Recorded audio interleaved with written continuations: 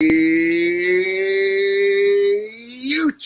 what in the hell is going on out there, YouTube? We are live, and I say we because I have a guest with me. I got QNFEE. You can unmute, buddy. There he is.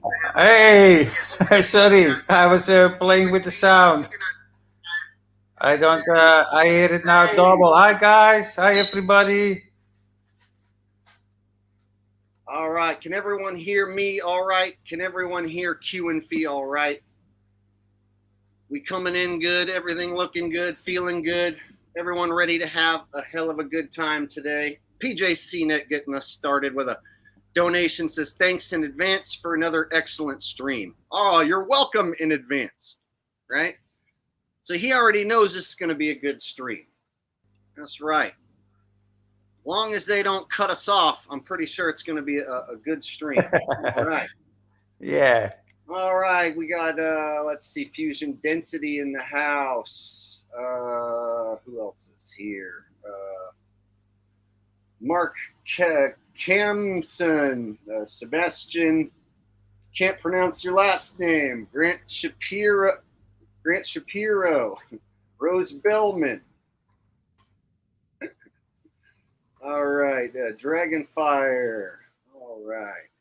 So welcome everybody to what should be a really fun and informative and educational stream, and I mean that. QNFEE is a fellow debunker of bullshit. He calls out not only flat earth disinformation, he calls out the globers as well. He is a globe earth debunker and a flat earth shill debunker, and he's basically one of the only humans that I know that does what I do. But he does it differently. He's able to model things up and make it very visual. Yeah. He adds a lot of scientific information, is the real science that people should be looking at. So we're going to show some of QNFEE's videos today, and we're going to have him talk about some of these videos that he made and answer questions. And we really want to drill the point home. We really want to drill the point home that there are shills, they are real shills who are actively pushing disinformation, and they have been for years. And Q has debunked these guys many times. I've debunked these guys many times. So we're going to team up and debunk them again so that we have an updated 2022 version destroying an entire group of shills from the globe-tard side to the flat earth side. Is everybody ready to have a damn good time today? Yeah, let's do that. Let's right. break down some shit. So I thought that we would start with a globe earther debunking. You put out a great video about the Lake Pontchartrain Lake Pontchartrain Bridge, and I'll go ahead and bring that up right now. And basically, globers like to say that this is a globe earth proof, because if you go to Lake Pontchartrain, that you're going to see a curve in the water, that you can see the curvature of the earth if you go to Lake Pontchartrain. And flat earthers like to say this is a flat earth proof because the water lays flat. You have a big long bridge over this long flat lake. And so there's a big argument, and I've seen what the globers have to say, and you've seen what they have to say. So we'll go ahead and show everybody. If you've never seen this before, and I know a lot of you haven't, this is from QNFEE's channel. This one's called Flat Earth and the Lake Pontchartrain Causeway Deception. All right, only 553 views. A lot more people are going to see this today. And make sure you sub to QNFEE's channel. He's got 2 channels, but this one's called QNFEE's. All right, and away we go. All right, mute up, Q, so that they don't hear an echo. Okay. I'll mute up as well.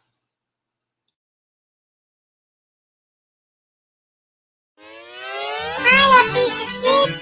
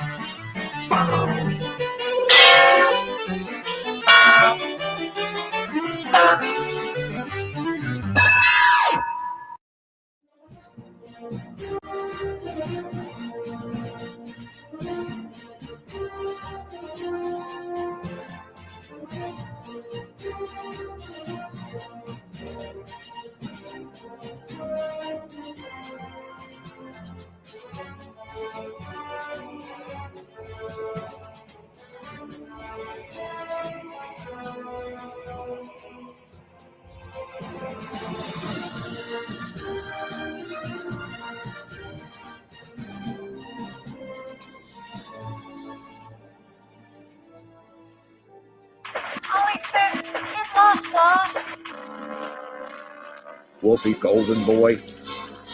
Wolfie Golden Boy. Sitting there mocking me, not being able to fly. He's a fucking fuck off. Wolfie.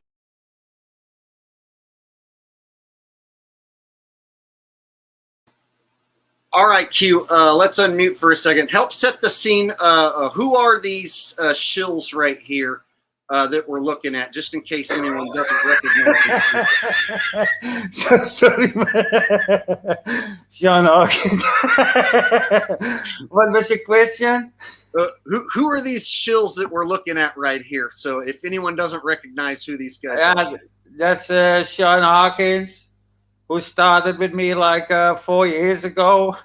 And the other one is Wolfie, that pilot, that bollard pilot that keeps lying all day long.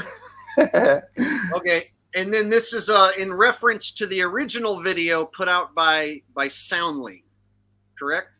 What do you mean now? I just put this together. Oh, no, the channel Soundly put out the Ponce Train video with the curve in it. That's what I mean. So this is this video basically will talk about how Soundly possibly is deceiving his audience. Soundly discussed with another guy that BITCHUTE, and they just keep lying and telling bullshit. Okay. And they contradict each other. So now that we've set the scene, I'll go ahead and play the video. I don't really want them to claim my stream because of the song that's on there, so I might just have to jump forward just a smidge. Yeah. All right. Yeah. You should first upload it to your channel and then check if you have a copyright notice, because a lot of my videos have copyright notice. Yeah. I don't monetize. Yeah, so I try to avoid using the songs. All right. Yeah, so that's good. Mute back up and we'll go ahead and play it from here. All righty.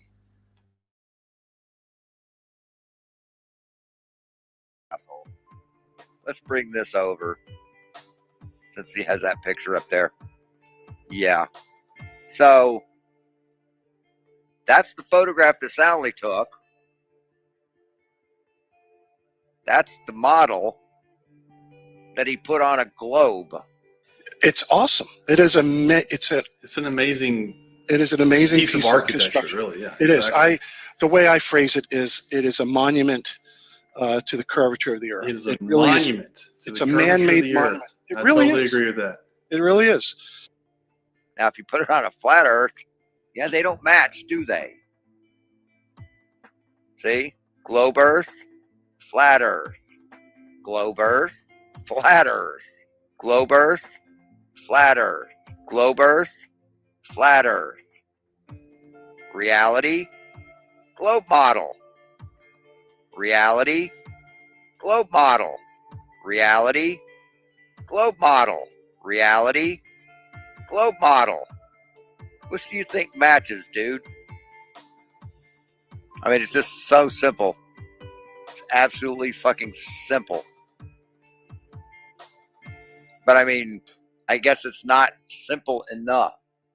Okay, so just take a look at this photograph itself, okay? Yeah, it's pretty cool, man. Very cool. Globe earth, flat earth. Globe earth, flat earth. So, Sean, you think this is reality on a doctored photo? Don't you think this bridge looks a little bit strange? And this water tower is totally stretched. This horizon is way too high. I mean, the tree line. So, Sean, you think this tree line can get the same elevation as these buildings? You see that, Sean?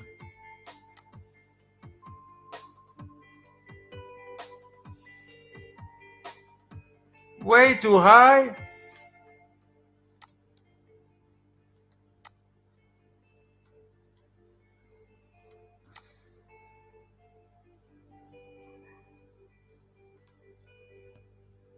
So everything here is stressed up.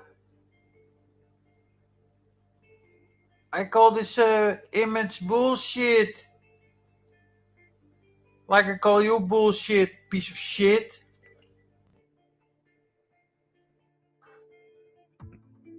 Just checking to see if you cut too much off that left side. Okay. All right. So what I'm going to do is I'm going to draw a line along the base of the causeway. All right. Okay. So look, right there to there, right? There's no curvature.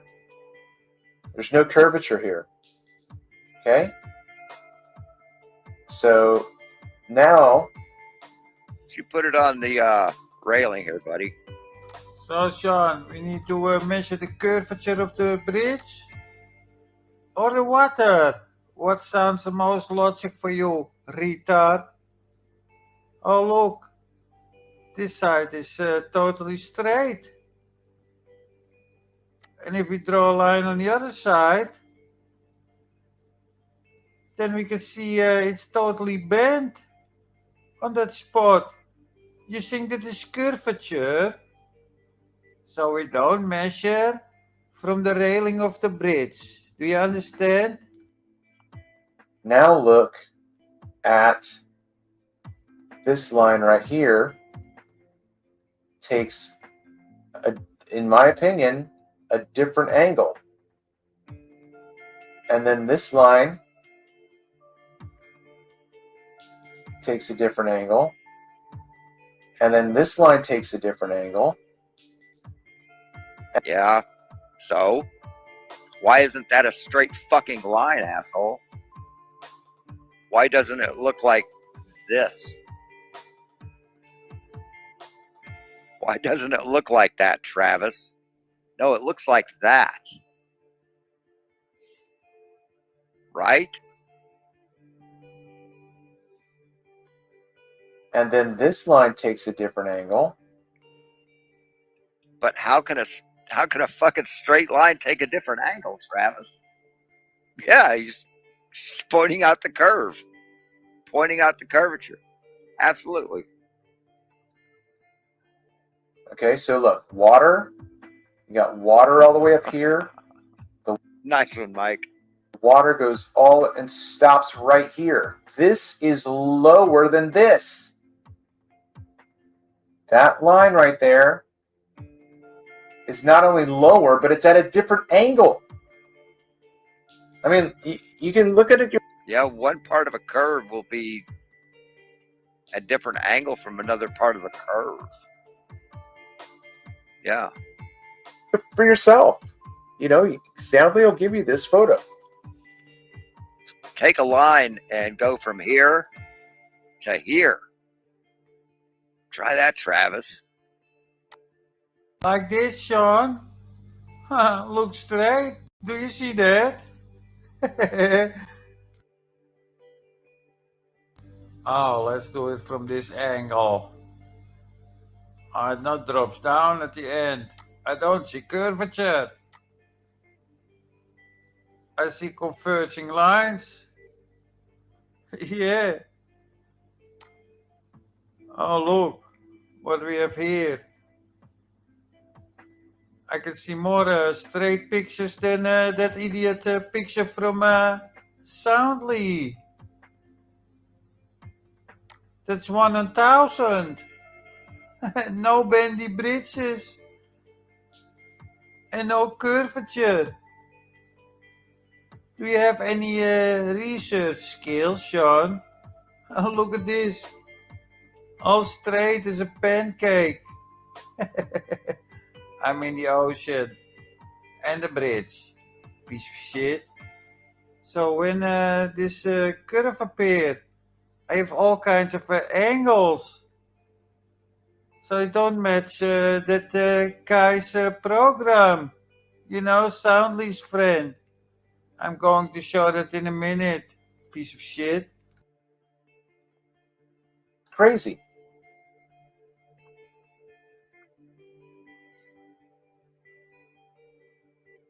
You know,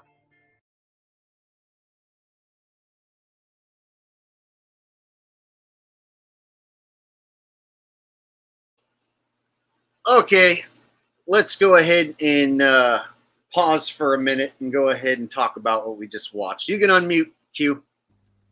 I often forget, so. Yeah, the part where I show Soundly and his mate is a couple of minutes ahead. But yeah, you know, this flat earther that tried to debunk that curve thing on a shitty way. And then Sean is debating his computer screen, you know, trying to debunk this, yeah, it's maybe a flat earther. I don't know what it is, you know, but he do a bad job. You know, I see nothing. The original video put out, it made a lot of people believe that you're seeing a curve there. So a lot of Globers who originally watched the video put out by Soundly. Yeah. I even had a friend who I got to disbelieve the globe, but then he went back to the globe because of that fucking Soundly video. Yeah. So this one actually bothers me, and that's why I wanted to get this one out today. So you're saying this photo here is doctored? Yeah, totally doctored. Because how can you cannot create it with zooming in with a lens? You know that water tower. It's normally a little bit flat. I believe that's a Jefferson water tower called, and it's totally stretched. Photos don't become stretched when you zoom in. So okay. So you think because it does look like it could be a doctored photo? Yeah. If you look at that bridge, that's not natural. If you look on other pictures, any other pictures, there is even on the Google Earth. Yeah, you can follow that route, and there's even a boat route, a speedboat route you can follow, and then you can look at the bridge. It's not that high. Look how high those cars go. It's totally stretched and cropped, and maybe more fakery. I wasn't sure. Somebody made a comment. I wasn't sure if they were attacking us or talking about the dudes in the video, so I put them in timeout. I might have been wrong about that. Oh. But anyway, so we'll go ahead and continue this video. But basically, I just wanted people to realize that this is one of the polarizing debates in the flat Earth versus globe Earth world. It's a hot topic. Is this bridge, and you'll have both sides claiming this is a slam dunk proof, and it looks like the Globers will go as far as to doctor photos and lie. Meanwhile, their catchphrase is "You got to lie to flurf." They're always saying the flurfs are the liars. You got to lie to flurf, and it looks like it's the Globers who are being deceptive in this situation. Yeah, got to lie to a flurf, what it's called. That's idiot. Why you must lie? Can you win not win from us with the truth, or you must lie? All right, lie to the flurfs. We'll go ahead and continue because this is a good video. Okay, yeah, this begin part is a little bit boring, you know, but I have to, yeah, I show it. I don't know why I show it, you know, but the next part is it's all good. That's why we'll interject every few minutes just to like keep everybody on the same page. Yeah. All right. Okay. Here we go. Well, oh yeah, let's mute up again and then we'll kick it back on.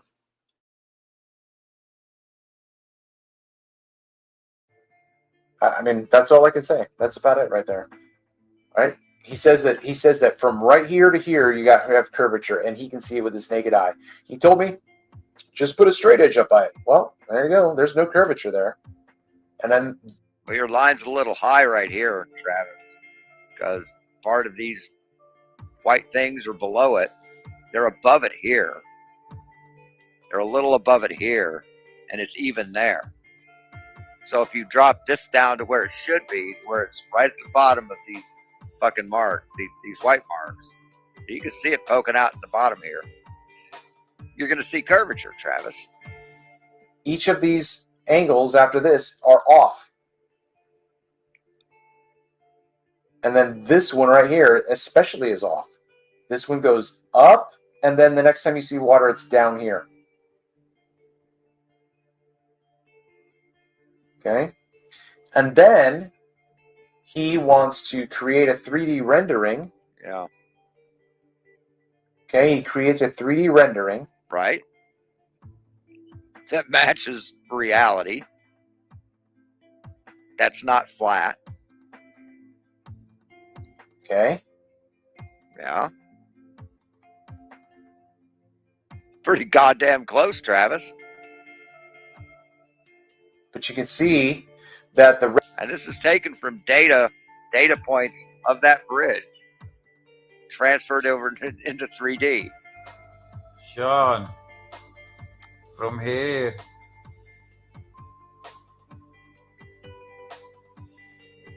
to here, we count about 30 pylons and curvature. Where is the curve, Sean? Look at this. Hundreds of pylons and no curve. How do you explain that, retard? Totally straight. As far as the eye can see, imbecile. Look, from there to here are about 30 pylons. No curvature. When I look on Soundly's 3D model or 2D model, whatever, I count 30 pylons with a curvature. Here, Sean, you can count them yourself, piece of shit. And here I have at least 200 pylons and no curvature, retard. He took the pylons, was probably going by construction drawings for the thing. But yeah. And the pylons are not, the support for the bridge is not the question. It's how the top of the bridge is curved. No, Sean, we measured that where the pylons hit the water, you imbecile retard. And where they meet the water. I suggest where the pylons meet the water, because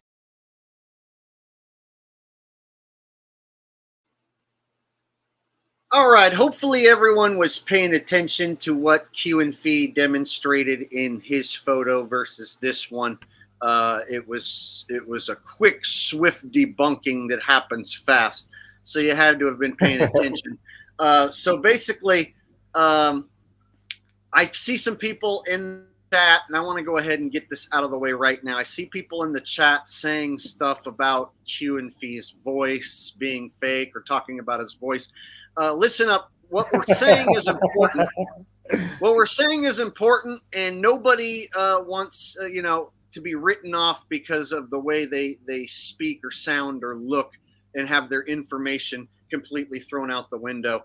So basically, like when I do a stream and I bring some information to the table, are you going to dismiss it just because I'm wearing a funny hat?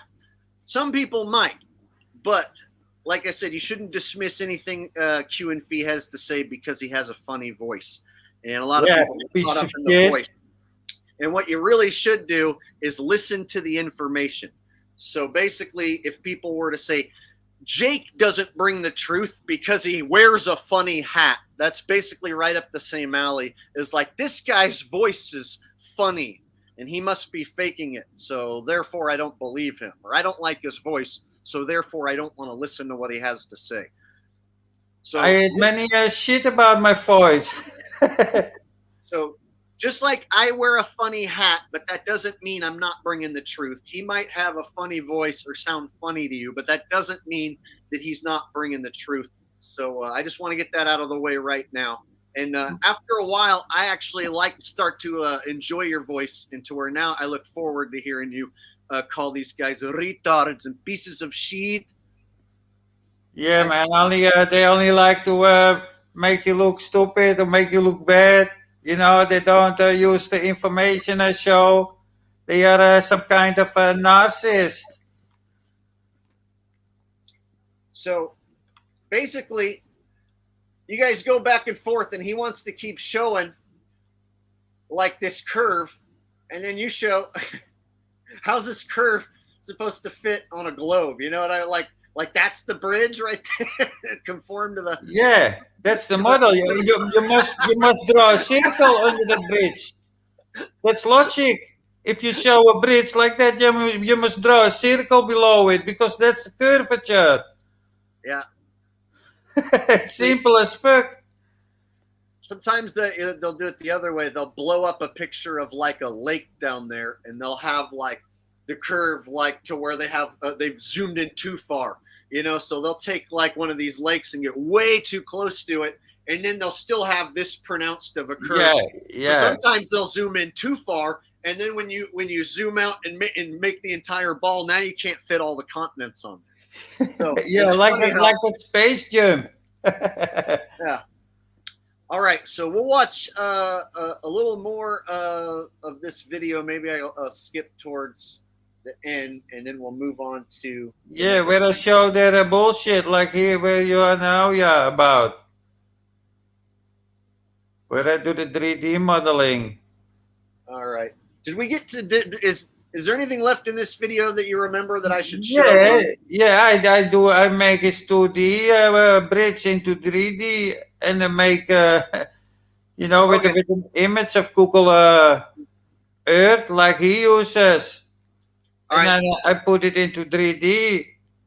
There's about 10 minutes left here, so we'll go ahead and just finish. Yeah.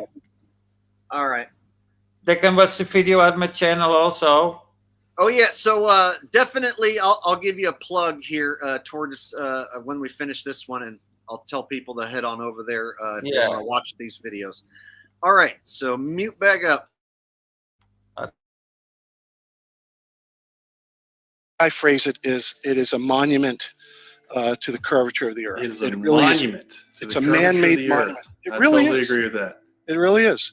So, and you can't make this up. I mean, it's just there. It is. I mean, you know, I collected the data, processed it, output it. That's it.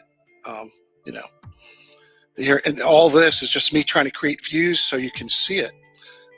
So there it is. Now, let's see. This is the shape of the bridge starting to appear as I turn in my software. Oh yeah, here's my last turn. And so that's about as far as I could go. And after that, the thing would start to disappear. I don't know why, but the graphics would not allow me to turn this anymore. That's as far as I could get. And so I made a screenshot of that. So here's the side view again. So why you don't see that curvy bridge?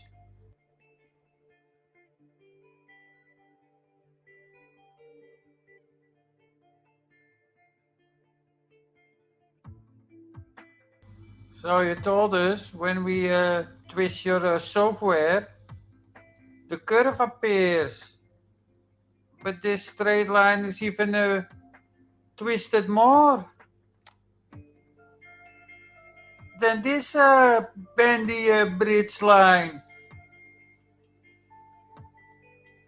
How do you explain that, moron? You're debugging your own videos with a little bit of help of me, retard. This is the shape of the bridge starting to appear as I turn in my software. Oh yeah, here's my last turn. Look at next here. Basically, I'm trying to get this view looking east from the from inside the Earth.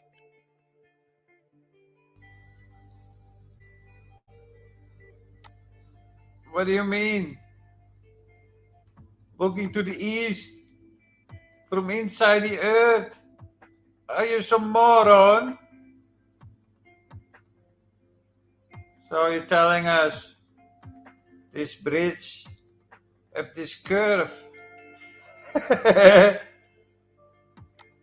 Oh, and you're telling exactly the opposite, because when we turn it clockwise, then this line of this bridge becomes straight. This is the shape of the bridge starting to appear as I turn in my software. Oh yeah, here's my last turn. Do you morons believe your own shit, idiots?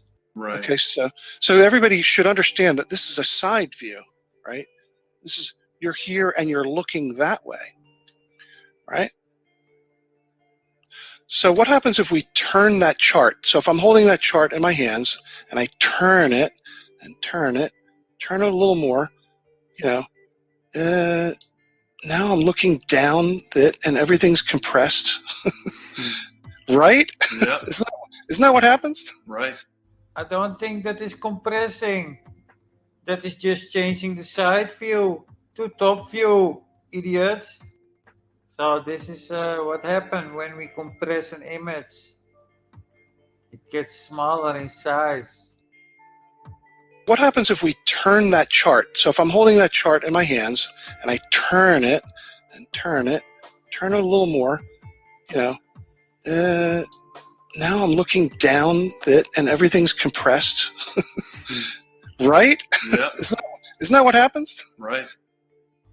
No, that's not what happened, charlatans, pieces of shit. Look. Now I'm looking down it and everything's compressed, right? Yeah. Isn't that what happens? Right. No, clowns, I just prove you are two lying pieces of shit, fooling your viewers. Or are you guys just confused about the top view and side view, calling that compression? So this is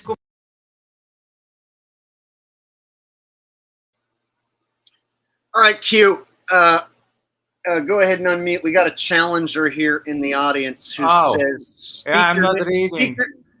He says, speak your native language, then I'll believe it. Go ahead, Q. Wat moet je boerenlul? Moet je parammen voor je hartjes? Klootzak. Ja, I don't know what to say, man. Ik weet niet wat ik moet zeggen. Wie denkt dat ik een of andere woordgoochelaar ben? Rot een keer op in mijn ziel.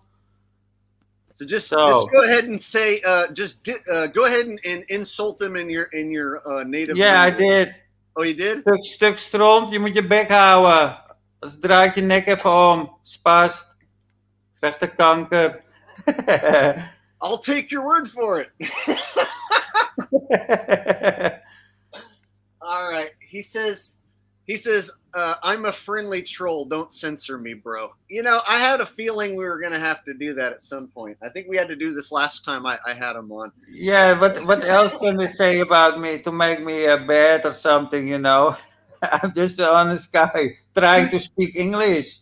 That last part in the video, let's get back to the video real quick. That last part that you showed was awesome. Like, I don't know how, like, they can escape what you just did there. Like, that's destruction. I use their own shit against them. Simple. Exactly. So, like, they're trying to say, like, that bridge curves like that much, like that.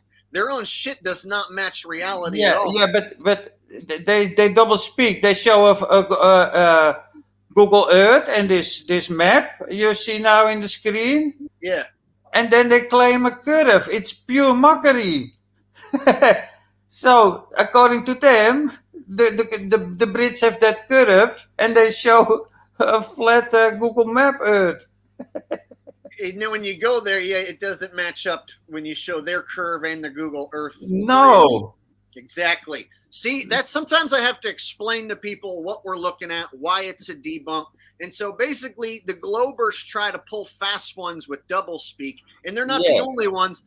Later, we're going to get to some flat earth shills who also use doublespeak, such as like Eric Dubé or David Weiss. They'll make claims about the moon on a flat earth that totally aren't true. And then they'll tell you, like, for instance, tape a picture of the moon to the ceiling and then it flips when you walk across the room. We're going to get to that later in the stream. So what I wanted to start today's stream with was some globe debunks, and then we'll work our way into the flat earth disinformation and debunk those guys, because this is the stream that the shills do not want you to see.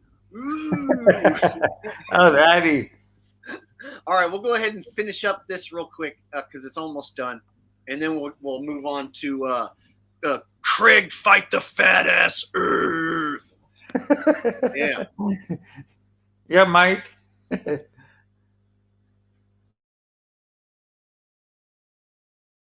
Compression. No, it's not compression. Oh, look. Here we can see a little bit from this bridge because it's more or less side view. And then we take it to a top view. And then this bendy bridge become a straight line. But nothing gets compressed. You see that, morons?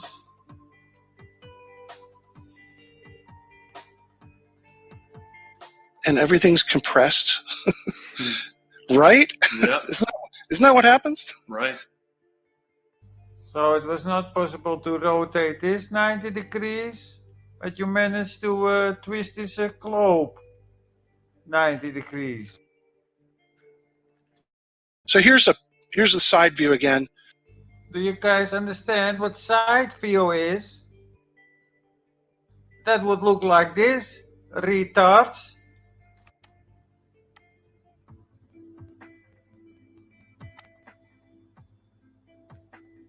I think this is the biggest bridge in the world. Huh.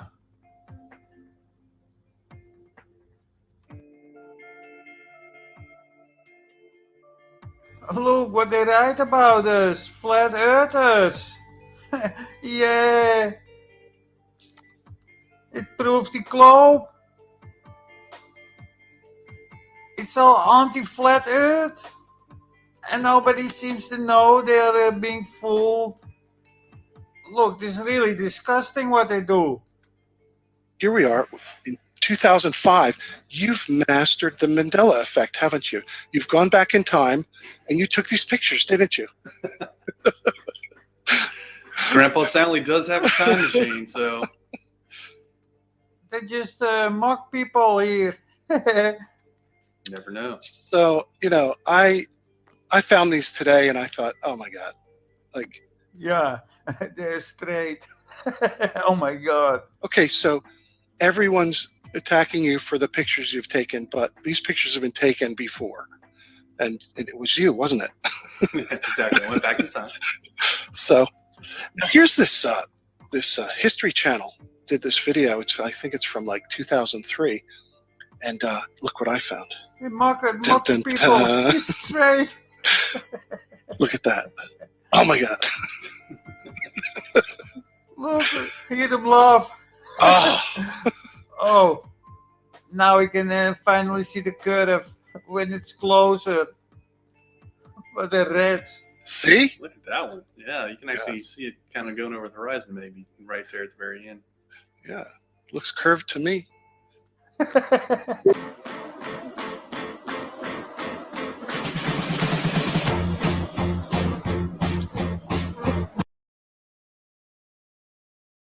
Yeah, right, mute it. Because this can give you a. That'll definitely be a strike, or not a strike, but they'll claim the stream, and I just don't like it when. Yeah. You play a clip of a song, yeah, Mr. Blue Yeah, Sky. it's a funny clip. Like, all right. Okay, so there is the debunking of some globetard shills on the train vid. And let me go ahead and give you your shout out for the vid. So if you guys want to watch the whole video in its entirety without us interrupting, then you're going to want to go to QNFEE's channel. He has two of them. One's called QNFEE, and then one's called QNFEEs with an apostrophe S. So he's got two I have channels. one more, but that's a small channel. That's the third backup channel, but that's not. These are the one. Well, this is where people can find it. So basically, right now on your channel, you had 553 views, and so this stream, when I shut it off, will have more views than that. So basically, by the end of the stream, more people will have seen it than who have watched it. since you released it. So we're getting the message out there, buddy. And I really enjoyed the video. I thought it was an awesome video. And yeah, it was okay. Probably down here in the comment section somewhere, telling you about it. Anyway, so make sure you guys subscribe to QNFEE if you guys want to finish that video. And we still got more for you. Yeah. So does anybody have any questions about that last the bridge video there?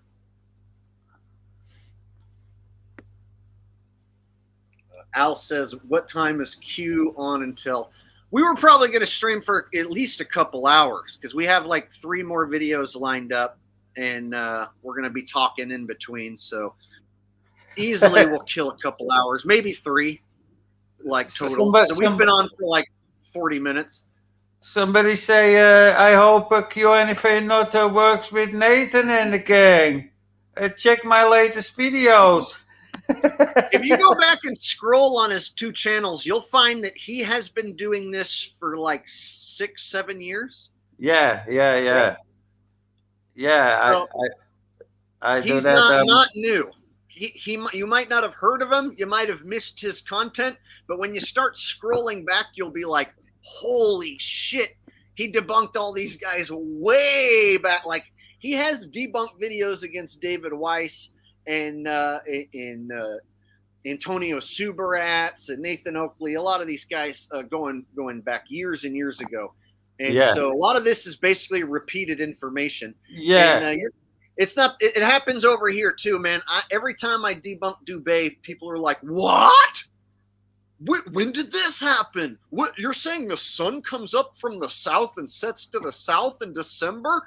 What are you talking about? Like, it's like new. It's new every time I tell it to people. So I feel like every year I have to go through the same routine or I have to repeat this information. Yes. Because there's always new people who react as if they had no clue this whole time. And so basically I see the shills still repeating the same stuff. And it bothers me because I know I have the ability to debunk them, prove them wrong, and explain myself. And you do too. The problem is we're shadow banned and buried to where no matter, even when we do it, it doesn't seem to put a dent in the momentum of the shills, right? No, like when we do this, Eric Dubé's not going to stop what he's doing. David Weiss isn't going to stop what he's doing. No, they're not evolved. They do this for the last 7 years. They do the same. And so, Fight the Flat Earth Craig, Simon Dan, these guys, Sean Hawkins, your favorite, they're not going to stop what they're doing. So this isn't going to fix the problem. But what we want to do is at least get more people, 500 more people, 1,000 more people, 2,000 more people to realize what's going on and who's lying and how they're lying. I showed that for so long, Now by now, millions of people should know it. But that's not the case. They're still being held stupid by the flat earthers and the ballers. So people are questioning me all kinds of things in the chat. Somebody just said Simon Dan is the shit. And I was like, did I read that right? Somebody in here is saying Simon Dan is the shit. Like we have a Simon Dan fanboy tuning in. Wow. I'd put that guy in timeout. I told you we were going to have some really weird people here. My crowd is awesome. Like my true blue subs who follow me through thick and thin are awesome. But there's going to be some weirdos here, and that's just going to happen. So, all right. So let's go ahead and get to our next globe debunk. And then we cannot answer some questions because people ask me some things in the chat. Oh, I missed it. Here I see a question about Arwijn. Do he know me? And a question here about Mac BITCHUTE made a video about me. Yeah, I made a video about Mac BITCHUTE with his dome, low dome. That idiot. What is he more? What's your point about the theodolites? Yeah, it's I don't know, man. I don't use that shit. You know, the Earth is flat, and Here's can a good one. can prove some equipment that we measure everywhere straight lines and no curved lines. Here's a So good yeah, one. Does QNFEE think it is an infinite plane? Question mark. What's the suspected model, or I is it don't know. truly unknown? I go as far as the coordinate system go, and where people go and where people can observe. The rest is just a theory for me. So it's only guessing. So I don't put it in my head. I don't go there. I don't make a theory about it because everything I tell about it would be bullshit because I never seen it. And that's what I like is me and you are two of the only channels who will blatantly be obvious about that, or honest, I should say, not obvious. Blatantly be as honest as possible that we don't know what this realm really is, Yeah, and how exactly it works, or what the exact map looks like, or what the sun really is, or what the moon is. But we're honest about that. Whereas the other shill flat earthers will give you these definite answers without telling you beforehand that they really don't know shit. And that it's just conjecture. And it's speculation. And see, they don't tell you. Eric Dubé never says, this is purely just conjecture and speculation, and I'm totally just making this up. Like, he doesn't ever, like, preference that beforehand. He will say something as if it's a fact. You know, there's an app that he sells to people as if it's some sort of fact, and they defend it as if they're defending facts when we're trying to tell people that even though we don't know, we can prove that they're wrong. We can prove that they're lying and that they're wrong. But we can also admit at the same time that we don't have all the answers to what this world really is. Yeah, but we can simply look at the data and what people see. That's the simplest thing we can do. You know, and check facts. You know, to check what we're telling is the truth. But they don't do that, you know, because they are shills. They read from some script, you know, like a robot.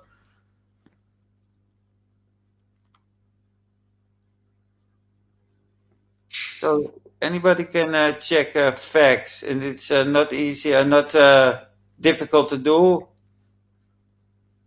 A lot of people bringing up Mag in the chat. You know, I like some of his content, but like there's some stuff that I don't agree with him. Like, he's like, the midget from Austin Powers is an animatronic robot. Let me tell you something, people. You need to wake up. He's an animatronic robot. There's no such thing as a fucking midget that looks like that.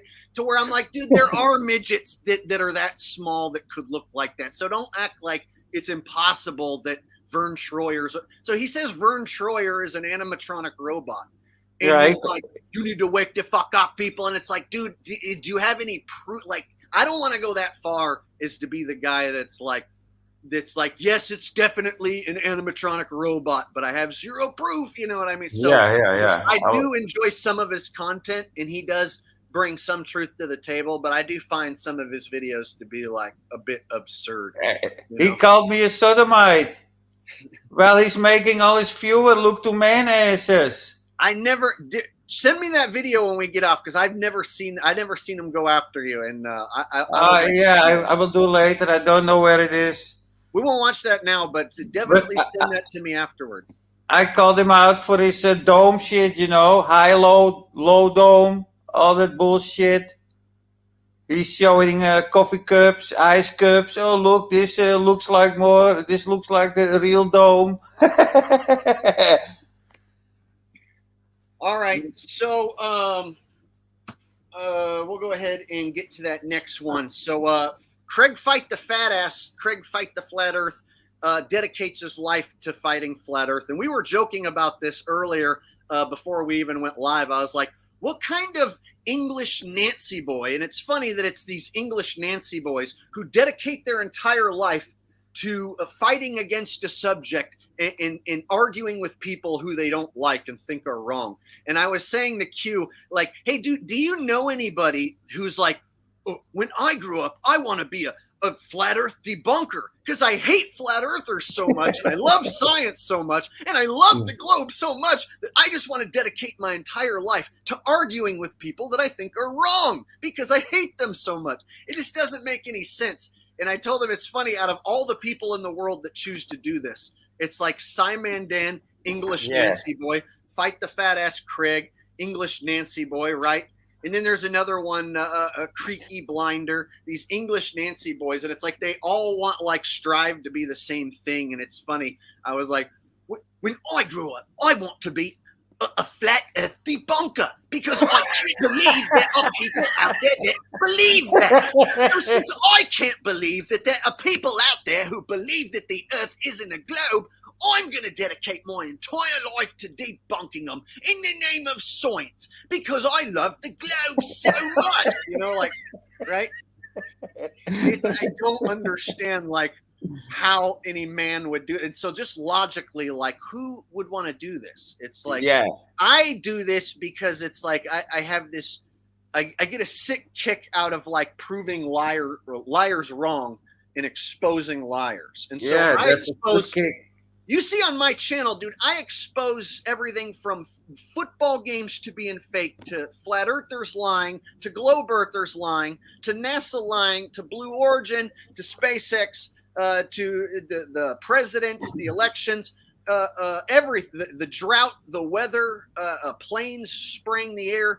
So, bro, I go to every single subject I can, and I hit it with my honest opinion. Whereas, what does Simon Dan or Craig Fight the Fat Ass do?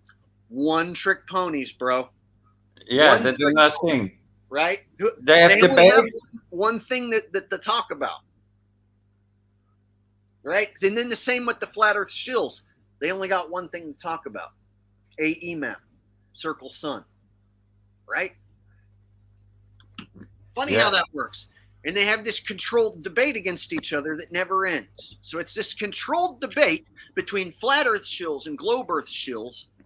And they just keep attacking each other with the same stupid arguments that don't make sense on either side. In a never-ending argument. Yeah. And it's all designed to keep you distracted and keep you rooting for your favorite side like an idiot, right? And meanwhile, a lot of these supposed woke flat earthers, they never take the time to actually, like, run the AE map through the ringer and try and figure out what this realm really is. So guys like me and you are few and far in between. There's a very small percentage of guys like me and you who say it's not a globe and it's not a pizza pie map with a sun going in a circle and I don't know what it is, but it ain't that. Right. And, you know, so that's why I brought you on, because you're basically like the only other guy I know that does what I do, and you compliment what I do. So I have to try and compliment what you do. Yeah, thanks. Right. Yeah, nobody do what I do, like that modeling in a 3D. And they all do modeling on a 2D. You know, flat earthers and ball earthers. They all talk about perspective, and none of them look at the data and apply it to a map they believe in or a model. So I do that for them. All right, let's do another globe debunk before we get to the flat earther disinfo stuff. So Craig Fight the Fat Ass, my audience is familiar with him because I did like 4 or 5 videos against him. Yeah.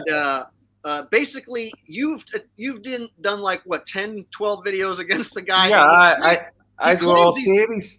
He claims he's going to do a video about you. How long has it been since he claimed he was going to? I think 6-7 months now on the video on my NFE channel, the notification video. He promised me that. Hasn't done it yet, huh? Haven't done it yet. All right, guys. This is Flat Earth, Globe Earth Retards Alert, Parallel versus Triangulation. You need to turn your brains on here. This involves some funny stuff. There'll be some visually stimulating, funny shots, but then there'll also be some serious, hard-hitting, information, or you're going to have to be paying attention. So if you're jerking off in the chat, not paying attention, then you won't get it. So please, everybody, turn on your brains. Get ready to pay attention. Okay, must we tell what the globe claims? Look, if we look at the data and the observations, for example, on the equinox, the sunrise, we look, everybody on the same longitude at the same moment looks east. Yeah, and the globe claims parallel light rays, so those are parallel lines. But in celestial navigation, they must use triangles. This is what I show in this video. So they contradict each other with the direct, straight, parallel lines from the sun. But at the same moment, we do a celestial navigation, we need triangles. And then those lines are not parallel anymore. All right. You ready to show the vid? Yeah. And then we'll stop it maybe after quarter of the way, halfway through, and we'll tell people, and then we'll, because this is a really good video, you guys. But you gotta be paying attention. Don't be distracted by bullshit shills in the chat. I'm going to try and get rid of them here while this is playing. All right, let's do it.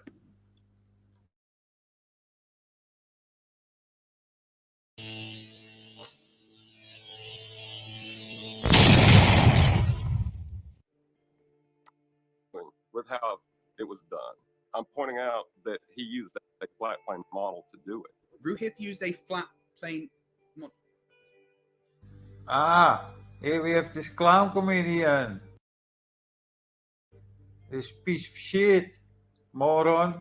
I mean, did I watch something different? Let me just check his presentation quickly. What the fuck are you doing here?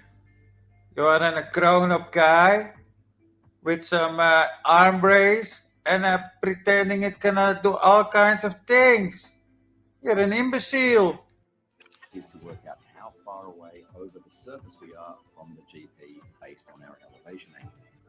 Oh, I wonder why you play clown circus music with it. You're running a clown show, piece of shit. I'm sure you've heard two phrases thrown around before, and they are minus from 90. These circles intersect is my position fixed.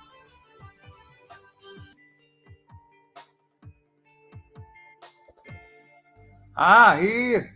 Those other two clowns versus a weak flat earther that only bring his mouth to the battle.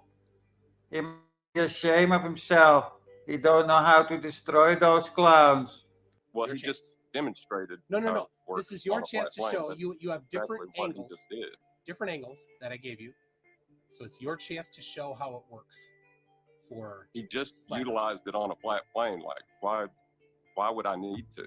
He just used my model to demonstrate. No, I'm sorry. So just to recap what's happening here, the rules of the debate that John agreed to were that both would be given a different set of star elevation angles, and they had to get their position on Earth from those angles. Ruhif was given his, used the globe, and... So you fat pig, don't you realize you, McToon, and Ruhif show celestial navigation is done from a flat, level, horizontal plane. Are you stupid or so? Don't you understand, fat pig, what these diagrams mean? It not means it's a globe. You don't understand it. Only the globe to go step by step through celestial navigation and show how it works on a globe. And when it was John's turn to do it using a flat Earth, he won't, and he just claims that Ruhif used a flat Earth. Yes, fat pig, flat Earth. But John could not show it with his mouth. So I will do it. Piece of garbage with your clown show, moron. That's some stellar debating skills there, bud. That was exactly what I thought, you moron piece of shit. You only invite weaklings to your show, moron. That only use their lips, piece of shit. Your chance to show how it works for flat Earth. I gave you. Here. McToon, and this AIDS patient, Ruhif. Let me listen to this a little bit. And what is the geometry that explains them? Now, the minus from 90 part is pretty simple. We've got our observer at the 12 o'clock position here again, and he's measured an altitude angle to a star, and we'll call that angle alpha. Obviously, in this diagram, the red dotted line is the observer's horizontal, and the black dotted line is his vertical. So what is the distance between the observer and the GP? Well, that's just the proportion of the whole circle. All right, anyway, where do we get 69 miles per degree? Well, that comes from the fact that the stars are an enormous distance away, such that the light coming from the star is arriving at the observer and at the GP in parallel lines. Ah, the globe and the parallel lines idea. In effect, we are creating a new reference system with your position at the center. The distances of space are so great that light from a celestial body arrives at the Earth in a narrow band of rays that can be considered parallel. From your geometry, you remember that a straight line cuts across parallel planes at the same angle. So an angle observed at the surface of the Earth is really the same as that at the center. Only when you stand like this in the center.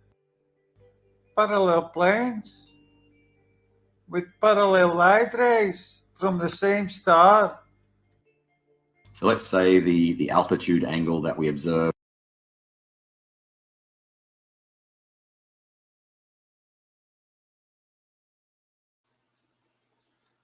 Okay, let's go ahead and explain real quick, because this is where people can get lost. Explain to the audience why this is a globe debunk and why the celestial navigation is bullshit. Yeah, the claim is that the star have the same angle as on say ground level as on 10 kilometer.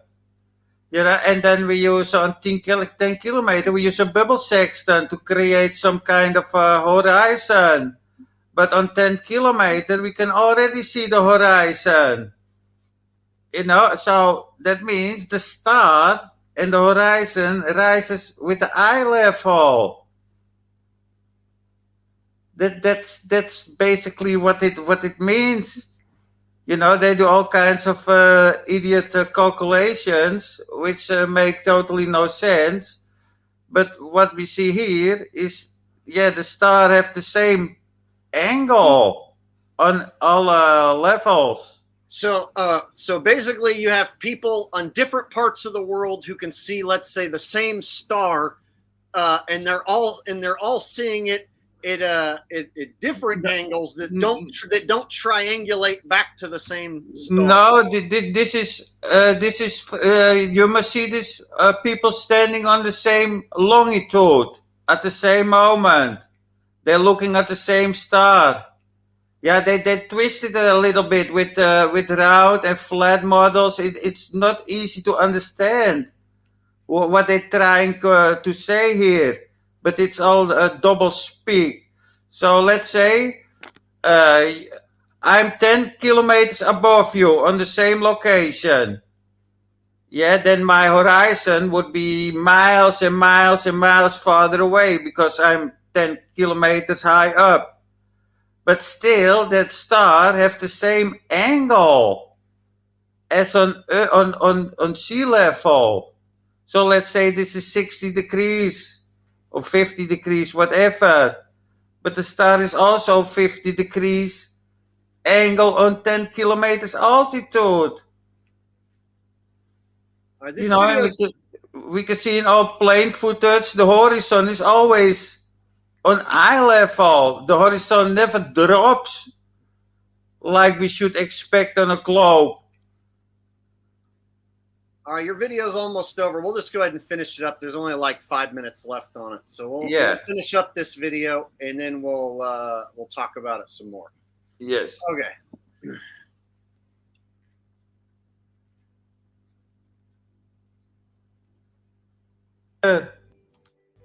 Parallel planes with parallel light rays from the same star.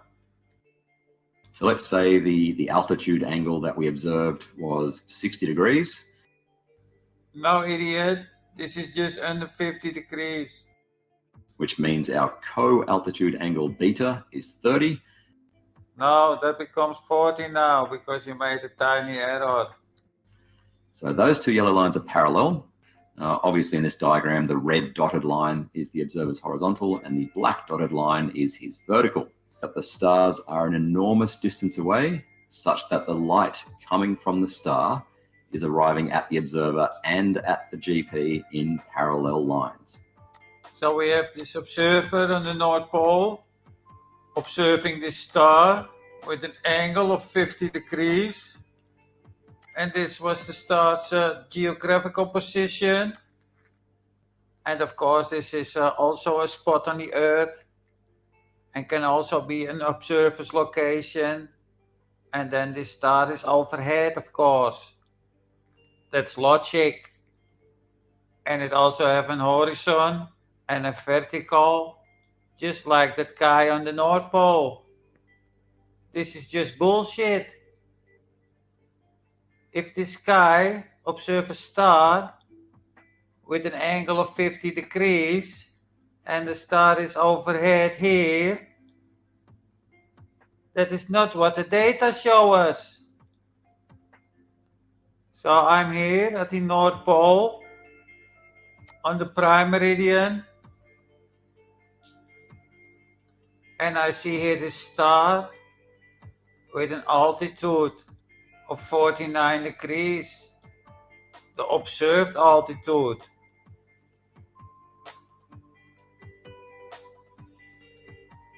HC, that is without any corrections from these tables, the last tables.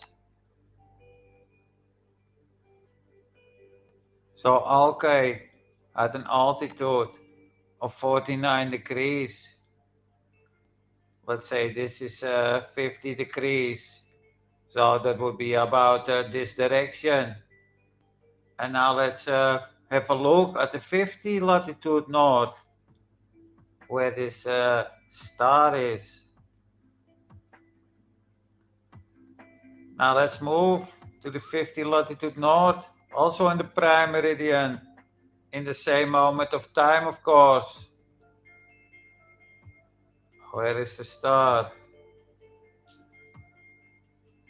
Here it is,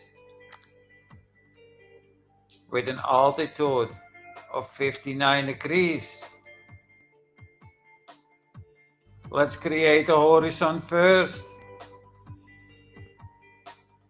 and give it an angle of 57 degrees. The observed altitude, 57 degrees. That would be in this direction. Parallel lines, you say? No, this is clearly a triangulation. So, Magoon, red headline, piece of trash. How many times I must prove you guys wrong? There is clearly a triangulation in celestial navigation. Otherwise, celestial navigation was impossible, you fucking moron. Celestial navigation on a globe with a claim lines to the celestial bodies are parallel. So this giant is doing some navigation to this planet.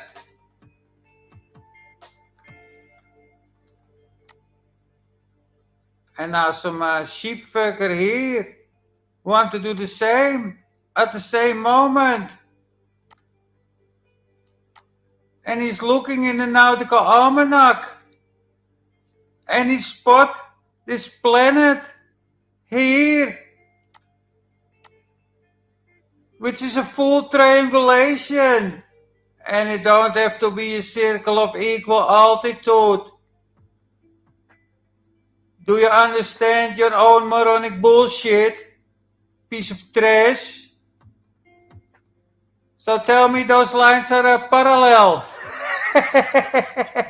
You are a moron, imbecile. So you red piece of shit foreskin muncher. Why you lying and why you keep lying with your tiny friend?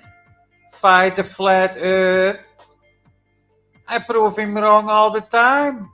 And he seems smarter than you because he didn't answer me when I asked him 50 times about the parallel lines.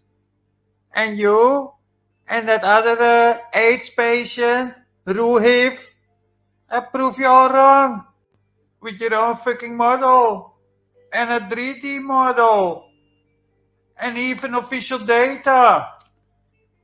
A website from the US government, US Nautical Office, official data. Pieces of shit, fucking lying pieces of shit. Hey, Sean. Hey, my buddy, you're still here. Let me put you a little bit higher. Holy fuck! What happened to your hands? Moron, get lost. Here, this is your place, imbecile. Gotten no fucking help from anybody. It's just another fucking letdown from the people around me.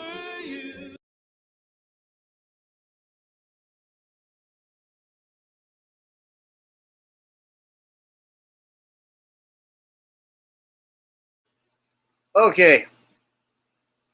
You can unmute now. Book night. So that last guy there with the booger in his nose, that's Sean Hawkins, and you think he's an actual Glober? Yeah. He's been rejected from the Shill Globers camps because he says a bunch of dumb shit and he doesn't fucking go along with their scripted narrative. Exactly. Yeah, Sean say often dumb shit that contradict each other. You know, he don't do research. So basically, there's a globe-tard shill camp like Craig Fight the Fat Ass, and Mick Toon and Simon Dan, and they don't like to have this guy as part of their crew. They don't like to promote him or bring him up. But this guy wants to be like one of them. So this, he wants to be in their group so bad. He wants to be a NASA shill.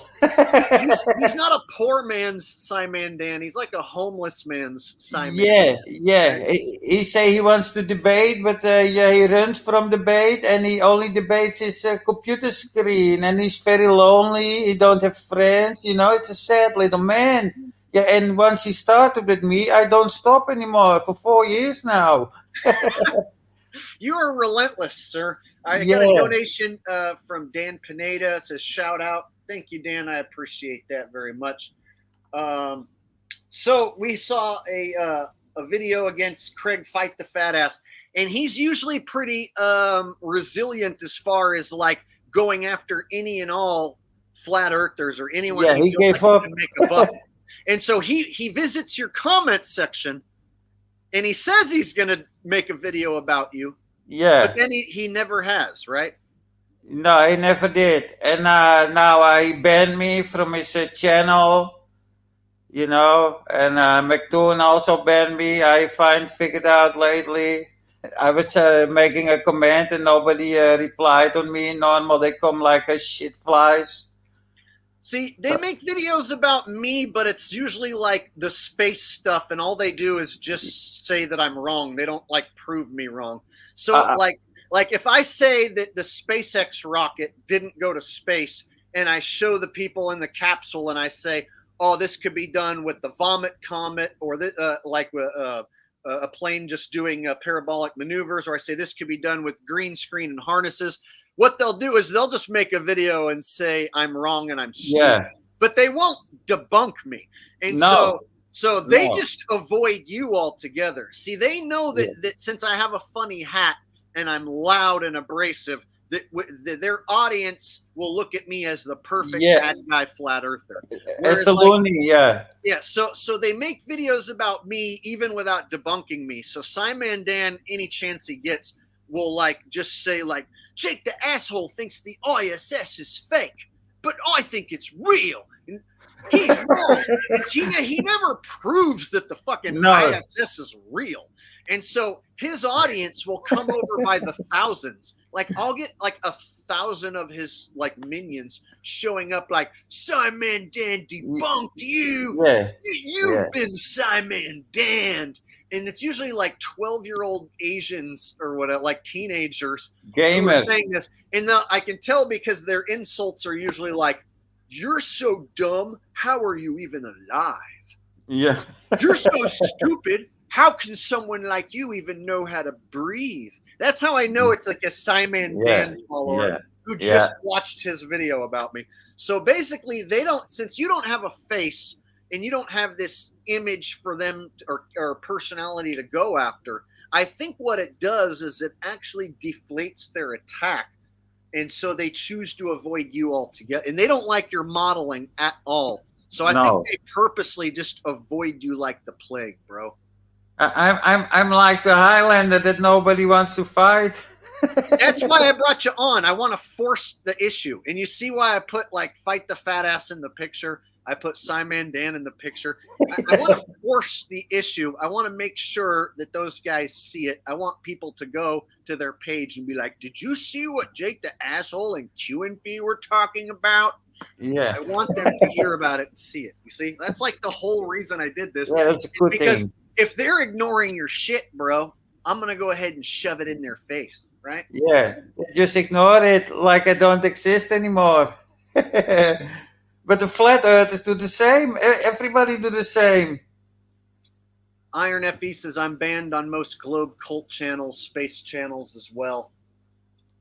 You know, a lot of them like you to come over and argue because you add more comments, and then you're if you go to their page, you watch their shit for a second, like while you're commenting against them or whatever, that counts as a view.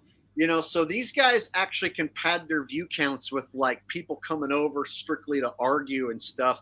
And they get the algorithm stroke A because they're shills, and then B because like they get people arguing. And so I've seen Craig pin comments that go against him just so him and his minions can attack them. Yeah. So if I went over there right now and said, hey, fat ass, why don't you come over here and fight me? He'll pin my comment, and then there'll be like 1,500 replies to help drive his algorithm. See, so I learned that he wants me to go over there. He wants me to comment. He wants to debate me because he'll make more money that way. So I try to like debunk them without giving them what they want. Like why would I let him make $1,000 on me in super chats going over there? If I went over there and debated him for 2-3 hours on his channel, he would rack up at least 500 to $1,000 in super chats. And they would call me every name in the book, right? It would just be nothing but gotta flurf to lie, gotta lie to flurf. This guy's a flurftard. But they don't have respect for their own viewers, because once I made a comment on Simon Dan's channel, and he pinned my comment, and there were like 250 to 300 of his buddies replying on me. And then the next day, my comment was totally gone. So he also deleted 275 comments from his viewers. So he wasted their time with typing comments to me. So the whole thread was gone. So all the comments went gone. So that's a fucking lame thing to do. So totally no respect for the viewers. We have a comment here that I think is kind of funny, and I'm going to address it here. But we have a donation, so I want to say thank you for the donation from JL. And his comment says, we just need to take care of the earth better. I actually disagree with your comment as far as we. Like me, I don't do anything to mess up the earth, really. Giant corporations and governments of the world can have a lot more impact on the earth than you or me. So you can't look at like nothing wrong with the earth. like there's nothing that I can do that is going to hurt this earth. Like I could throw trash out my window every day and I'm not going to do dick squat to this earth. You get what I'm saying? It's like I could dump motor oil, you know, in the rivers and oceans every day of my life, and I'm not going to put even a fraction of a dent into this earth. So it's the giant corporations who really do the most destruction. And as much destruction as we do, the earth still has some beautiful, pristine, magical, awesome places if you get out there and go look around. If you can still afford to get out there and travel, which they make harder and harder, you'll find out that the earth is awesome and amazing, and there are places that are still pristine. And so I don't believe for a second that it is we, me, you, us in chat, or us regular humans doing any damage to the earth as much as it is the giant corporations and shit like that. You know, the people, the evil people in control of this world can do a lot more damage to your rivers and streams and your oceans than we can, right? I don't see any difference with 50 years ago. When I look around me, nothing is polluted or, you know, I don't observe nothing. I see small differences as far as like, but I don't think it's due to pollution. Like, for instance, the reptile population in the United States has plummeted. Yeah. And I know this for sure. And I've even found articles that will admit it. They don't address how big it is. So I think what's happening is that the spraying of the trails in the sky, which you know is going on and I know is going on, along with the cell towers and all the frequencies and the new technology, has somehow killed off reptile populations. Because when I was a child, I used to see snakes. I used to catch snakes. Yeah, but maybe that's another reason. Maybe that's another reason. There could be, but so that's one thing and I'm not. That's speculation on my part why they aren't around. But reptile population is one thing I do know has changed. And there a shitload of reptiles have died off, and other animal species. But snakes in general, I used to catch them. I used to see them, and I just never seen them anymore. But people also killed a lot of animals in the last 50, 100 years. That too. You know, how many snake boots they sell? There is not an endless supply of rattlesnakes. I'm just talking, even when I go way out and where there's no humans and stuff, and my dad is an avid outdoorsman who lives in Utah, Arizona area and travels a lot. And he tells me like he over the last 20 years, he rarely ever sees one. And then if you look at the pictures of me and my dad from 1980s and 90s, we're holding snakes and lizards all the time. And what about the smaller animals, like the insects? You know, I still see tons and tons of them. Yes, I still see just as many cockroaches as I've ever seen in my life. Yeah, and I don't see piles of dead insects laying around telephone poles, you know? No. So, I don't know, man. So I never go into those things because I can never prove them. So it's more speculations, I think. It is. All right, we'll get on to some flat Earth shills. You want to bust some of these? Because this is one of my favorite parts of the stream, is to bust these flat Earth shills. And it always ruffles feathers in the flat Earth cult community. And it is a cult. Why are you going after other flat Earthers? I used to like you, but now I don't because you go after Eric Dubé. Fucking losers. I hate them. Every time I see my subscriber audience go down after I make one of these videos, I'm like, good riddance. Go over there and watch their disinfo and fucking repeat it. Yeah, are you here for the truth or not? Exactly. So we're going to go ahead and get into these shills. And I got some really good points I want to make about these guys. But let's go ahead and start with a video that I showed a little clip from on my last stream. But we'll go ahead and show some more of the same video. So this is Eric lying about the moon and giving out some moon disinformation, which Q and I are going to absolutely obliterate. So if you think you can spin a disc moon or a ball moon around on a circle pizza pie map, you are going to fail, and you're going to fail miserably, and we're going to demonstrate that. Yeah. All right, you ready, Q? Yes, let's go. All right, let's mute this thing up. And this is on Q's channel, QNFEE's channel, Flat Earth Duping Delight with Dubé Delight.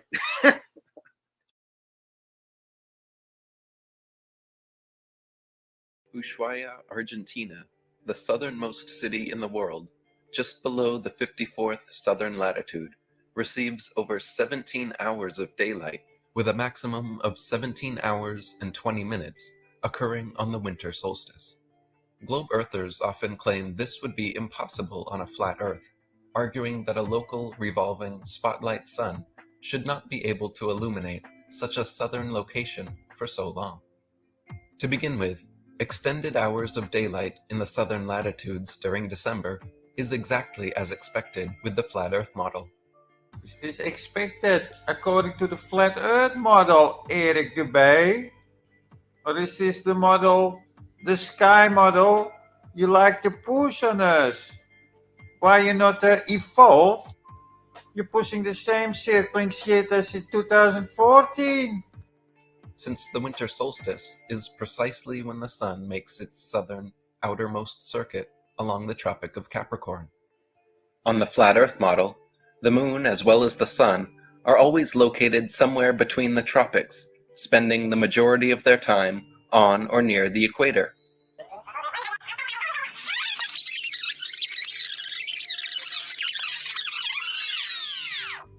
Let's check the data and see where the moon is for the tip of South America.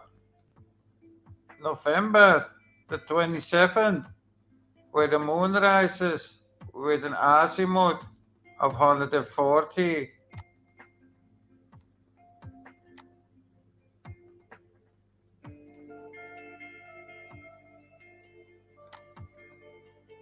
And sets with an angle of 218. Here I have modeled up those angles. That's like 140 and 218. So you can place the moon anywhere along these lines.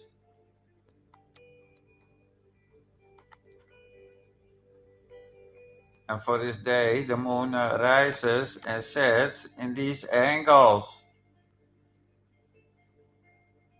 along this whole latitude.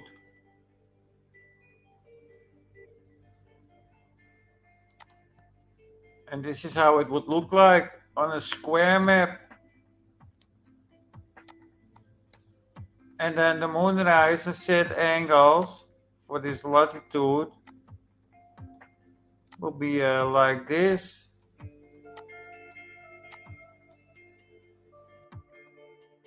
Why timeanddate.com showing us this? That's because it's the virtual moon and sun. Because they have to go around with 15 degrees an hour. Our observed moon and sun not do 15 degrees an hour. Why you think they could make the ball that spins with 15 degrees an hour? We have the celestial data here, and I have here just the location at November the 27th at 10:59, and then we see here GHA and declination. Those two rows are the virtual celestial bodies that go exactly around with 15 degrees an hour. And the HC and the ZN are the observed celestial bodies. So I can give a little example. Here is the sun at 3:47, and we can move an hour forward. And now it's 2 degrees. That's more or less 15 degrees an hour. Let's go back. I have here the observed sun with an azimuth of 329. And an hour later is 296. And that's more than 30 degrees azimuth in 1 hour. How much the moon is doing in this hour? The observed moon. It has an azimuth of 91. And an hour later it's 81. That's 10 degrees. Well, the virtual moon do exactly 15 degrees an hour. From 295 to 309. So that's like 15 degrees. And what about Venus? The observed celestial body, 7.4 azimuth. And an hour later, it's 3010. That looks like 70 degrees.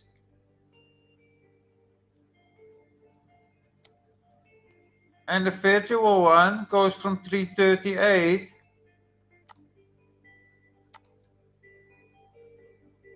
to 353. That is 15 degrees. And the US Navy is telling us we use virtual celestial bodies in the virtual celestial sphere.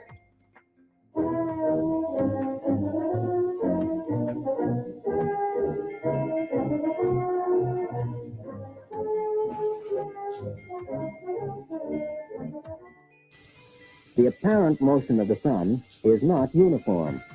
For this reason, it would be difficult to construct a clock capable of keeping this irregular time. Therefore, a mean or imaginary sun is used. This mean sun is assumed to have a uniform rate of motion with respect to the Earth, and that rate of motion is equal to the average rate of the apparent or true sun during a year. The time measured by the mean or imaginary sun is called mean or civil time. The third is called mean time or civil time and uses a mean or imaginary sun as its reference point. Do you hear that, guys and dolls? An imaginary celestial sphere with imaginary celestial bodies that move around with exactly 15 degrees an hour. Yeah, how do you think they could create this ball? And those flat earth channels want to make you believe in virtual celestial bodies that move around with 15 degrees an hour? Well, that's clearly not the case. As the mean sun is imaginary and the true sun does not have a uniform motion, how then is correct time to be determined in actual practice? Okay, back to the bay. Let's see. Let's remove this moon. So we have here this observed moon and this observed moon. This is at the same moment, according to the data. So here the moon is rising, while our people here in South Africa observe the moon in this direction.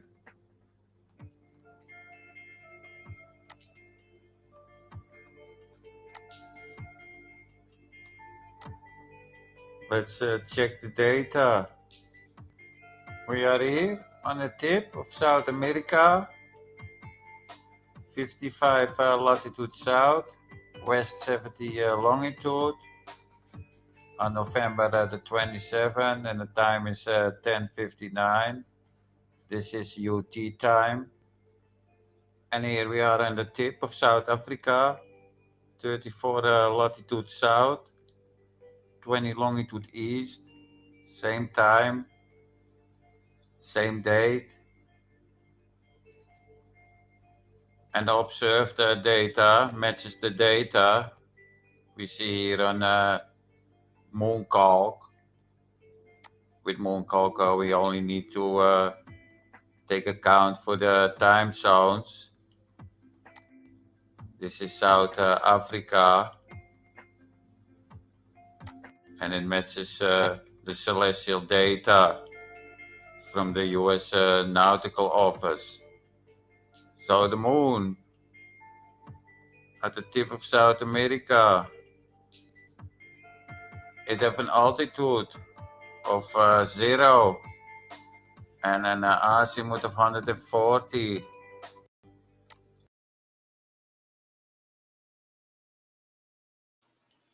Okay, let's try and clear this up for people, because I know this can be confusing. Yeah. When you see the number, a lot of people, when they see the numbers and then you say 240 degrees or 70 degrees or this or that, they're like, what? Oh, math. No, it's like, really just what you need to focus on is the angles at which the sun and the moon are actually rising. And you can figure that out by looking at the website and then even doing your own investigation, pointing a compass even at the sun and moon. You can even do simple stuff like that and find out that it's not hold on. A compass points to a slightly different north. So you can use it, but you have to calculate it a bit. But you can use a compass to show some kind of correct direction, but not totally correct. For instance, like in Ushuaia, if they were just to even use their phone's compass, they'll see that the sun and the moon in December here are going to be coming up out of the southeast and setting to the southwest. Like so. So you're showing here in your diagram, you have the moon coming up out of the southeast. Yeah, we use to measure that, we use 90 degrees north, so that would be the North Pole, and then draw a direct line to the location and measure it from there. So 0 degrees, that's towards the North Pole, and then it's a 360 circle from the location. So at this exact moment that we're looking at, these people are going to be seeing the moon rise out of the southeast, and that's like from the ice wall here on the flat Earth map. You cannot give a distance to it. I made those lines so long to make it a little bit more clear, but we cannot give distance. Theoretically, for them, it's coming up from the ice wall, right? Yeah, in that direction, if there is an ice wall. Yeah, I mean, we're talking on their map, that this is what they have to. This is what they have to deal with. Is what I'm trying to point out. Yes. And then at the same moment, these people in South Africa can see the moon over here at the exact same time. Yeah, that moon must be like 3,000 kilometers away, according to them. So basically, same moon in 2 different spots at the same time, coming up at different angles. Because I only modeled up 2 locations, I could have done 10, and they all show a different direction. So, but the 2 was enough to show different, Well, that's what I've been trying to tell people, is that the sun and moon are being seen at different places, at different times, at different angles that don't triangulate back to one singular sun. And so it doesn't look like there's multiple suns and moons. It looks like we're all seeing our own local sun and own local moon. And so basically that's why they had to make up the celestial sphere and make up an imaginary imaginary sun to rectify this problem. For the globe model. So basically, in the flat Earth model also, because that sun also must go with 15 degrees an hour around, which that's not the case. We can check the data for that. Okay, so so if anyone's still confused, Eric says the sun and moon go around in a circle over this map, right? Sorry, they'd be going this way. If they go around in a circle like this, like a clock. Between the tropics. Yes, and then it comes around the outside. Yeah. So how would the moon at any point be seen coming up from the ice wall over here from the southeast, and at the same time, people in South Africa are seeing it over here, completely different spot at the exact same time. And so this is like a problem. Just the moon coming up from this angle alone does not match David Weiss's app, and it does not match what Dubé says as well. So they just have the moon and the sun spinning around in circles, corkscrewing in and out, right? Yeah. And that can't possibly be, because not only does the data on the website show it's wrong, but this is actually what people observe, and this is what you will observe if you were in these spots. And so the reason why the shills don't ever model it up like this or explain it like this is because it will expose that they're full of shit. And the reason why they don't use the website that QNFEE uses and that I've used, SunCalc, which will actually, after we finish this vid, we should show them how to use SunCalc. So they don't, they don't use it. You can use any sun or moon app also on your phone, because that uses the data from the US Nautical Office. Time and date you can use. All those sites show the same data. Stellarium show the same data. So they purposely ignore these fatal flaws in the model, and they just keep saying that they go in a circle. And then they only admit this much. Well, it's not perfect, but it's the best we got. Yes. Hey, where's your model? Only the virtual ones go in circles, because they have to. Because they may have to make the globe go round. You know, this is the way how they did it. One of the ways they could make a spinning globe, just create fake celestial bodies that go around with 15 degrees an hour. So I want to show how badly it doesn't work, because here's the problem: is every time I show the issues with the map, the model, people are like, "Well, where's your model?" And it's like, I don't have to have a model to tell you that this ain't working. You know what I mean? It's like when I point out that the NFL is rigging football games, people are like, well, why don't you get out there and play football? Oh, have you played professional football? I don't need to know it's fucking fake. And so I don't need to work at NASA to know that NASA's fake, right? I don't need to work at SpaceX to know that SpaceX is fake. And so I don't need to have a correct working map and model or a better one than this. And so what I'm getting at is that I think what Q is demonstrating is that the moon and the sun are magical bodies that are not being explained by mainstream science or by flat earth disinformation agents correctly. And we don't know what the hell they are or how exactly they work, but we know what they're saying is wrong. We live in a very special place, you know, and they simplify it with that virtual celestial bodies. They make it really shit, but this is something way more special, of course. All right, let's go ahead and strap back in for the video. Yes.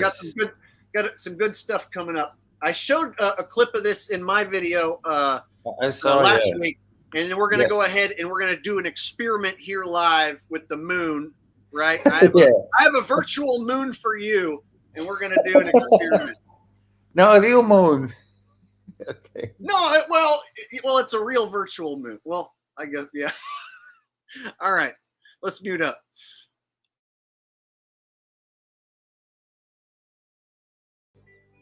This is at the same moment, according to the data. So here the moon is rising, while our people here in South Africa observe the moon in this direction.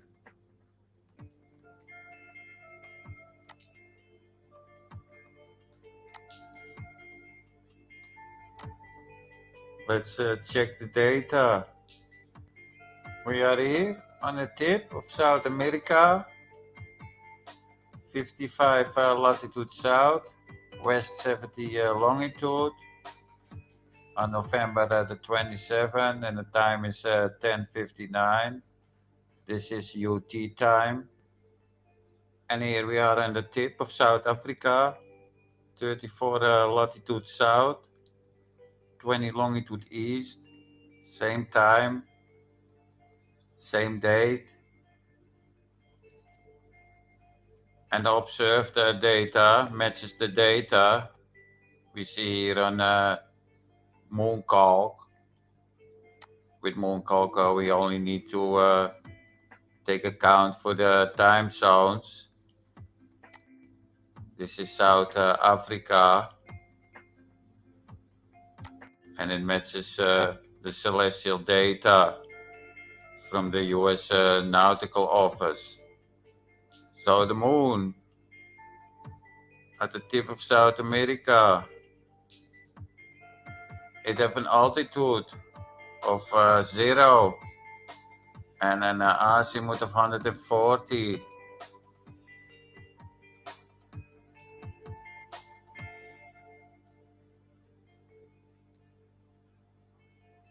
Just about 140.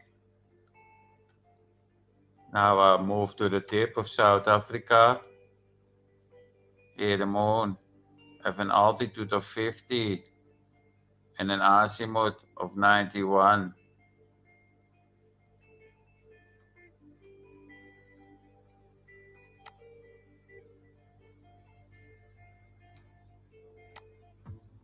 Azimuth 91.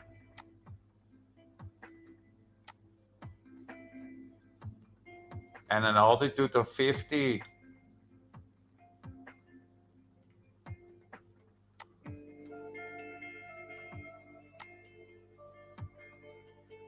So according to the data, people observe these moons. Nothing is circling around on our Earth. Only the virtual versions do circles.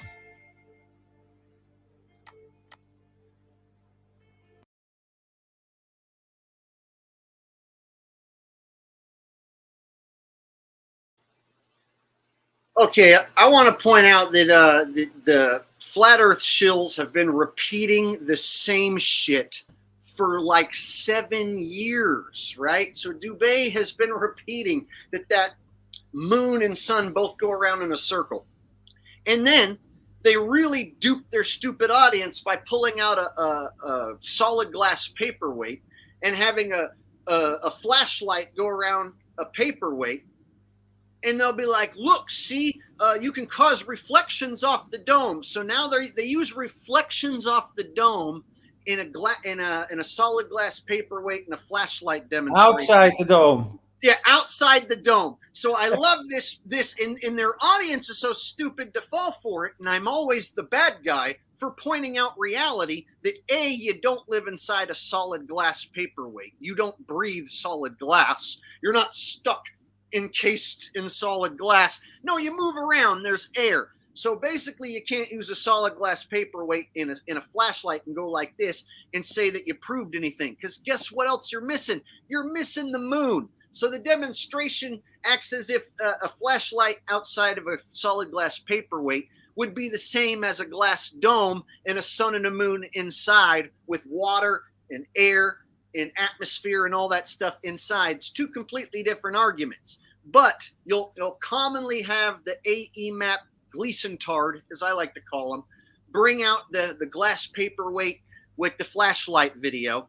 And I have debunked that over and over again, and I'm always vilified as hurting the flat earth cult community for explaining why we don't live inside solid glass. So Q, you've seen the solid glass paperweight bullshit. Explain why the moon doesn't go around inside of a solid glass paperweight. Yeah, man, I made a video about it like 4-5 years ago. Yeah, what must I say? The data shows nothing goes around. So it's idiot to do some kind of retard kiddie experiment, which don't make totally sense with a flashlight outside a paperweight. Yeah, it's to make people stupid. And so David Weiss's app is simultaneously debunked at the same time as Eric Dubé, correct?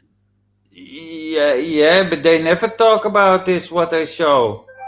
What I'm saying is you smash two shills in one shot because David Weiss's app just has the moon spinning around in a circle and changing phases, going around in a circle. And so you smashed him right there. So I could slip in David Weiss instead of Eric Dubé here, and it's the same debunk. So I'm not just personally attacking David Weiss. I'm going after every single shill who keeps saying that the moon and sun are whipping around in circles, because it's not possible. And then their go-to is reflections off the dome. Reflections off the dome. It's like, no. Show me how reflection off the dome matches the moon path right here. Show me how South Africa can see the moon at the same time as Ushuaia at different directions on your dome. Yeah, and the way they present it, I have also video about this. You have to see stars through daylight in the model. So at night I can see stars all around me, everywhere, and also in the direction of where the sun is circling. Yeah, that's a good one. So that it means that everything's local around us. So basically, what it means is if you can imagine a sun going around in a circle, well, when it's on the opposite side of the world from you and it's dark for you, you can look in that direction of the sun and see stars. So how are you seeing stars in a dome through the daylight in the sun? Yeah. In that direction. You can look in the direction where the sun is supposedly on the opposite side of the pizza pie map. But if it's dark for you and you're seeing stars out there, how are you seeing stars embedded in this dome out there in your view? Yeah. That's where the sun is supposed to be, on the other side of your pizza world.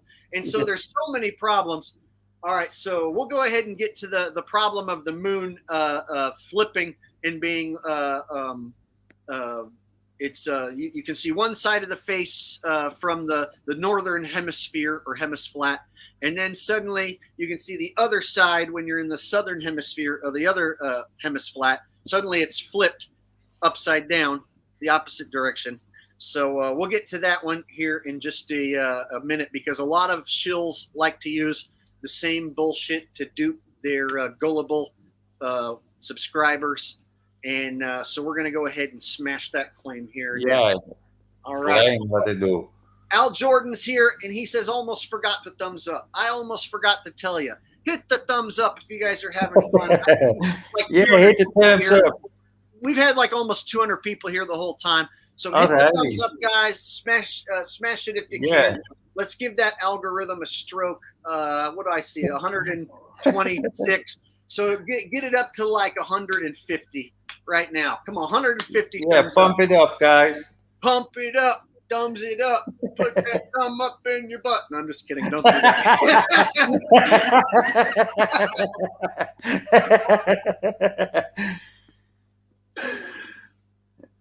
Uh-oh. All right, 140. We're almost there. Alrighty. Let's rock and cock. Oh, the moon one's going to be good because we're gonna take out Dubé and we're gonna take out David Weiss at the same time. At the same time, they're gonna get crushed, and they're gonna have to like do some major backpedaling, or just ignore it, which is what they probably do, right? Or just completely ignore it. 149. Oh, now it went down to 148. Come on, guys. We're almost there. If you have a sock account, smash it with your sock account. There it goes. 150. I didn't say if it goes back down from 150 that I'm not going to play. We made it to 150. Shit. I forget the thumbs too. It's weird. A couple people unthumbs it. I'm a piece of shit sometimes. I forgot the thumb. There we go. Okay, we made it. All right, so let's mute up and we'll finish your video here. Yeah. And we're about to have some major fun. We're going to do a live experiment here in my office. Yeah.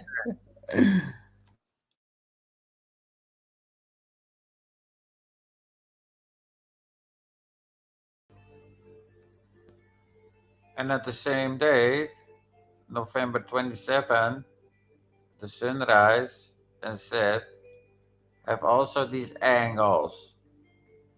Sunrise 130, sunset 229. So I don't have to model it up, right?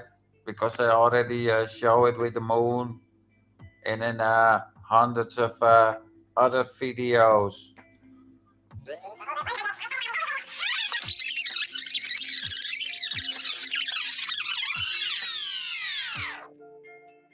No 130-degree sunrise angle on this retard sky model. You are full of shit, idiot.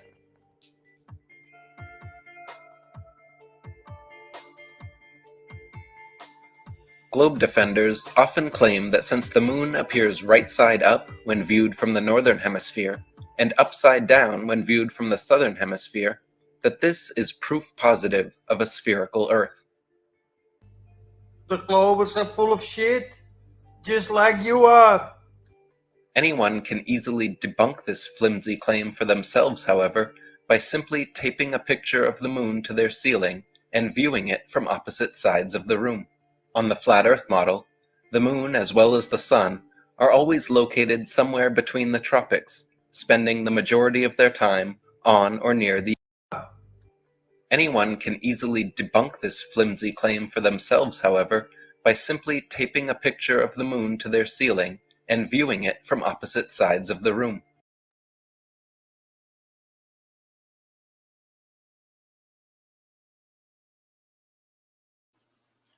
Well, I don't know about you, but I guess we should just go ahead and try what Eric Dubé's talking about and see exactly how it works, right? Oh, before we do that, got a donation coming in. Don't want to miss it. From Rose Bellman, one of my mods and a sweet lady. We have, thank you, Jake and QNFEE, for this lovely Saturday stream. I admire your strength to come online against these shills and horrible comments. It's an everyday thing. We've been doing it for a long time. We're used to it. I got pretty thick skin, and I just delete and brush them aside. I've been hearing this stuff since the beginning. Q knows how it goes too. All right. So here's the claim. You gotta tape this to your here's my moon. Got a moon right here. See, it says moon. So you gotta tape the moon to your ceiling, right? Because that's what Dubé says. And then you view it on opposite sides of the room, and you're gonna see opposite side. You're gonna see it change and flip, right? Makes sense, okay? So we'll go ahead and face do flip. that. Yeah, we'll go ahead and do that here.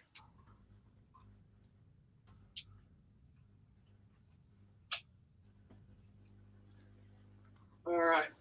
This ought to be fun. We'll go to my.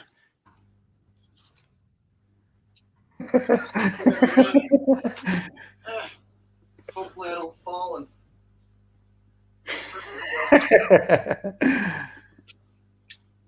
Hey, moonlight. Hey, the moonlight. Hey, it's cold moonlight. Dancing in the moonlight. Everybody was dancing in the moonlight. The cold moonlight must pass through mass of sticks, freezing layers, and then I have moon Earth. written on there, so if it flips, then I'll totally know, right? All right. Don't break your neck. I'll try not to. Okay, it's up there. Ugh.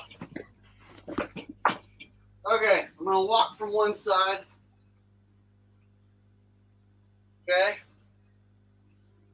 I don't have a whole lot of space, but I'll come over here and look from the other. Yeah. Guess what? It is flipped. But here's the problem. When I walk away, it starts turning into a slim little oval. And if you walk away far enough, it'll disappear. You know why? Because it's taped to the ceiling and not looking at you like the moon actually does. Hey, Eric. Hey, David Weiss. Did you forget that the moon looks at you like this? It doesn't turn into an oval and disappear when you walk away from it now, does it? So what's with this whole room bullshit? Let's actually do a more correct experiment and try it again. And see, the Globers are going to like this one too. Every time I have to debunk a flat earther, the Globers want to clap like they got it right. No, you don't have it right either, Globers. Here we go. Getting up here. Ugh. All right, so we all see the same face of the moon, right? That's true. So when you look at the moon, you don't see it like this, do you? You don't see it like this, right? You always see it like that. When it's full, let's say, you see it like that. It comes up, looks at you like that. So why don't we tape it to the roof like that, hanging?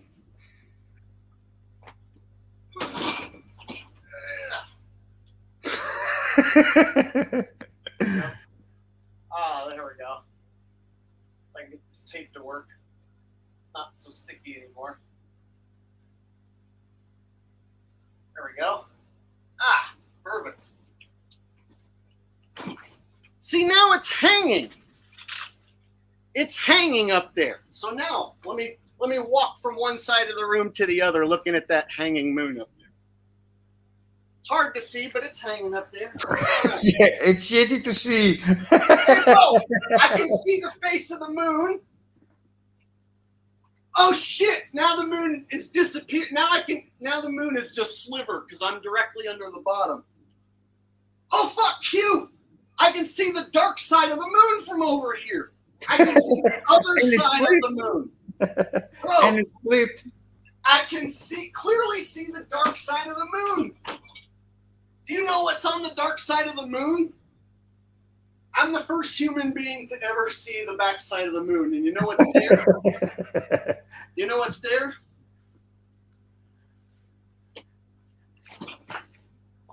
Oprah's butthole. I don't know. That was the best I could think of on the spot. All right. So here's the deal. If you do a correct experiment where you hang it,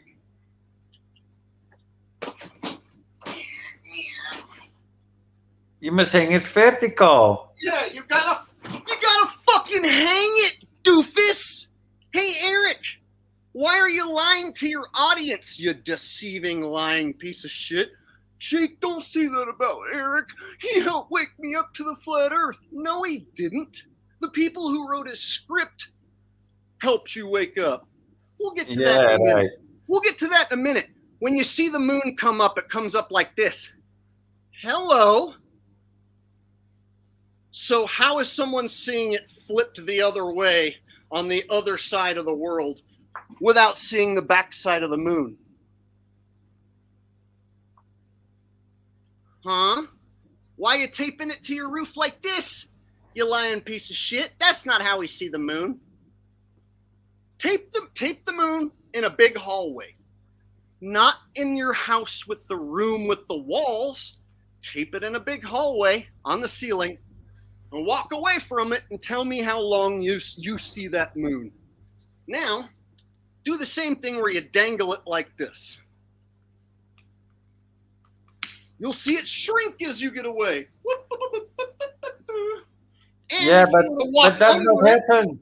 if you But walk not- under it, you'd see it like this. And then if you go the other way, now you should see the other side of the moon. But that doesn't happen. Tiny So why the hell correction, is- Jake. Tiny correction. What? If the moon or sun getting smaller when we move away, then when I travel from Holland to south to the equator to Africa, the sun would be huge. But that is not the case. So what I'm getting at is, you see right there in the picture, is that a perfectly round sun? He's debunking himself, people. Look at that picture he has taped on the roof. If you're moon, if you're staring at that, have you ever seen the moon look like that? All slim and oval shaped like that? This is mockery. Yeah, he he's telling you to look at this moon taped to the ceiling and that's why it's flipped. And no one stops to be like, hey, well, dude, we don't see the moon like this in the sky. You never see the moon just like that. Doesn't make sense. See? So why doesn't he tell his audience to dangle it like this? Right? Because that's how you see the moon. That's how you see the moon, Eric, you lying sack of shit. You know what he does? He comes and he comments, or he copy and pastes comments. I don't even know if it's him. I think it might be his handlers. He'll copy and paste comments, and he'll have his minions come comment, but he won't address this in a video and show any of it with SunCalc or any of the scientific websites that we're showing. He won't address it at all. He'll go, globe believers often claim that this is a globe debunk when you can see the moon change the opposite. You can walk across the room if you tape the moon to the ceiling. It's like, dude, that's such bullshit, dude. And you know what people say? Jake, he opened my eyes to the flat earth. So he's like flat earth Jesus to me.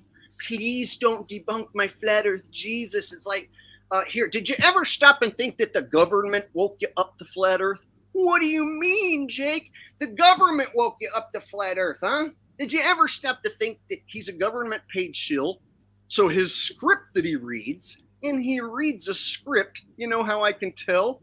He doesn't appear on camera, and he reads a script. That's how the fuck I can tell. You can clearly tell he's reading a script in all of his videos. He doesn't go live off the cusp, right? Never. He never does anything outside of his script. So where's the script coming from? That's who woke you up to flat earth. Understand? If you say Eric Dubé woke you up to the flat earth, what you're really saying is the government tricked me into believing the pizza pie and circle sun shit and changed my whole life, maybe for the worse. Did you ever think the government wants to study this group of people who don't think that the earth is a globe, but also don't have it correct, and they know they don't have it correct because they rolled it out for you? Did you ever fucking think of that? Because I have. Q, have you thought of that? Yeah. I had sort of everything, man. But I'm listening to you. So you do you agree that this version of the flat earth, and all the characters were rolled out on purpose? Yeah. Why they should make a flat earth videos pop up while I'm researching 911, and I never heard of the flat earth, and then flat earth popped up in recommended videos, and then the first video I watched was Eric Dubé. Me too, man. Me too. And Matt Boylan. Yeah, all those guys. And I became friends with Matt Boylan, and they had a little feud. It was. So I know this thing inside and out, and you've been around long enough to where you know all these characters. Yeah. And so they still run with this same information over and over again, and it's because that's their script. They're not allowed to evolve. They're not allowed to be like, oh, fuck, I was wrong. Jake the asshole, my apologies. QNFEE, great work with your modeling. They can't say that. That's like they can't do it. They have a script, and they're sticking to their script. And no matter how many times you prove them wrong, all they're going to do is just keep repeating their script because that's what they're paid to do. And so all of them, flat earthers, ball earthers, same thing. Here's one of the things that irks me the most, and I got to say this before I forget, is when people say, Jake, how can Eric be a shill if he's woken up more people to flat earth than anyone? Yeah. Because they want to study what a group of people do and how they act and what they think. Probably they study it. They want to gain data from us. Meanwhile, they know that the model that everyone's using, the circle map, is bullshit. And so then they have their globe trolls who are also set up as agents at the top, like Simon Dan in Fight the Fat Ass, who have this never-ending debate. So you have the globe shills and the flat earth shills with their never-ending debate, and the flat earth shills will bring this shit to the fucking argument. And then you have a guy like Micktoon or somebody who can easily debunk this. Even a guy like Micktoon or Craig can easily debunk this. You know why? they can say, oh, we see the same face of the moon. And then you know what flat Earth AE mappers do when they're defeated? With perspective. Perspective. The dome. Perspective. It's the dome's perspective. The dome. Reflections. Jesus. Yeah. See, it's a lot. I've been attacked for just telling people like, well, look, he's lying. You see the moon like this. No, we don't. Perspective. Yeah. That's what they'll say. And so I don't want to beat this horse into the ground, but in a way I do, is because this is such simple shit. And so how did these flat earth gurus get such a huge following repeating such stupid shit like tape the moon to the ceiling, and not one person was like, hey, wait a minute, why don't you tape it like this? So that when you walk away, you can see it like this. Right? You can see it like this. Oh, look, there's the other side, right? I should color in the dark side, right? Color in the dark side. See? Yeah, you never clearly much darker than the other side. All right. Never question your God, your flat earth God. Yeah, and so Eric Dubé says he's a former Boy Scout and former military, and that he knows how to use a compass, and he has backpacking experience and magnetic declination, and he knows what he's talking about. That's his retort to me. Eric Dubé sent me this paragraph, and he sends me the same paragraph that he copy and pastes, or his handlers send it. Probably his handlers send it for him. And it's always like, I can't believe you took this divisive stance with me. I'm a former Boy Scout and former military. It's like, oh, former Boy Scout? As if that means anything. I swear to God, his retort to me is that he's a former Boy Scout and former military. As if that makes you more trustable, or as if that means your information is correct. As if that means you're incapable of lying. Like, oh, you were a Boy Scout? Oh my God, did you have lots of badges on your sash? Did your scout did your scout leader want to fuck you the most? I bet you were a wonderful Boy Scout, right? And then he also says he's former military. Red flag very much, right? Just because you're former military means I'm supposed to trust you. That means you were once connected to the government.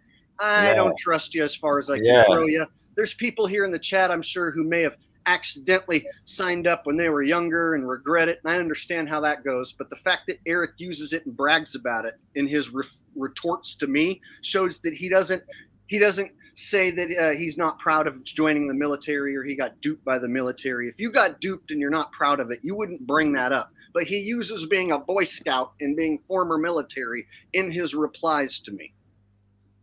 I have a video about him saying showing a picture on his Twitter, and he was saying from a military without legs, and he was saying it was his own fault. No, it is a government's fault, not the sheep soldier. So I made a video about that. Shoot Dubé's legs off. All right, let's this is a wonderful video, so if you guys want to catch the whole thing without me and Q talking in between and really soak it in, or show this to someone else, such as a Gleason Tard who might still be stuck on the AE map, you definitely want to go to QNFEE's channel and get this video right here. So we'll go ahead, let's mute up and we'll finish this video because it is a doozy.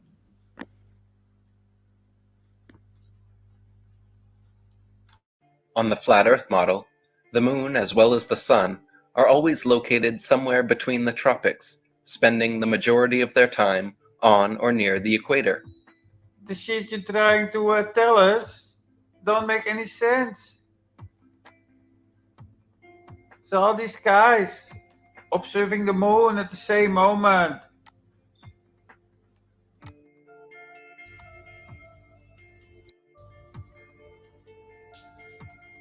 And they all see the same face.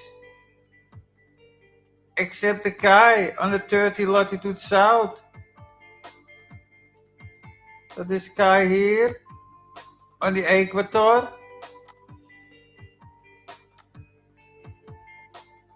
See the moon face like this. And then this guy on the 30 latitude south. See a flip moon phase. When it starts to flip, things don't suddenly flip when you move away from it, idiot. Because depending where and when you are viewing from, it is actually possible to see the moon at any 360 degrees of inclination.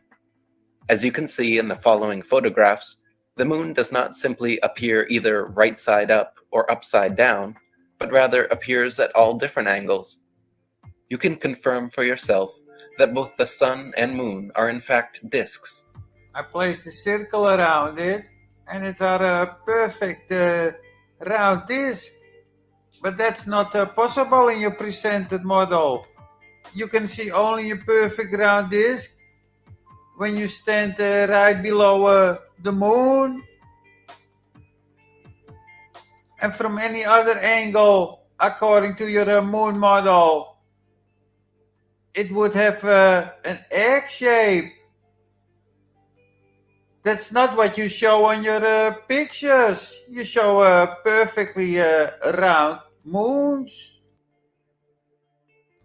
And if the moon travels between the tropics, then it would never be overhead for me, of course. Do you understand that, retard? I think this is a full moon when I filmed it. Moron. According to your bullshit, I should see an over moon and a way smaller moon, of course. I never see people film bigger moons near the equator.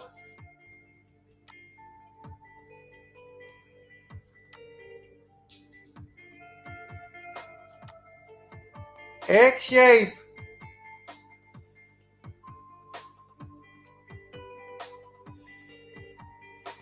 If instead the sun and moon are both disks, however, then they should only present a perfect circle when overhead. Perfect round moon. There is a big difference in size of the moon when you stand close or farther away.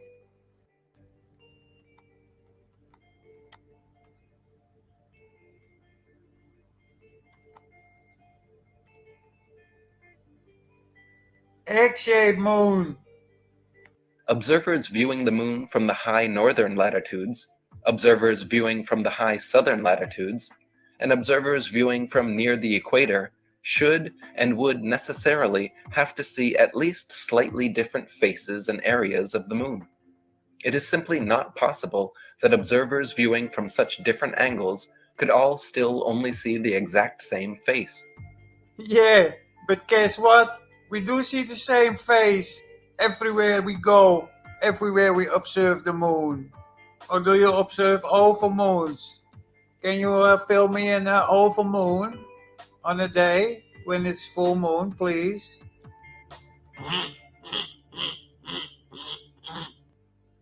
Maybe you should look at the data and ask yourself why. I see the same face here. On the same moment, people observing this moon and this face. Maybe try to explain your viewers that, piece of shit.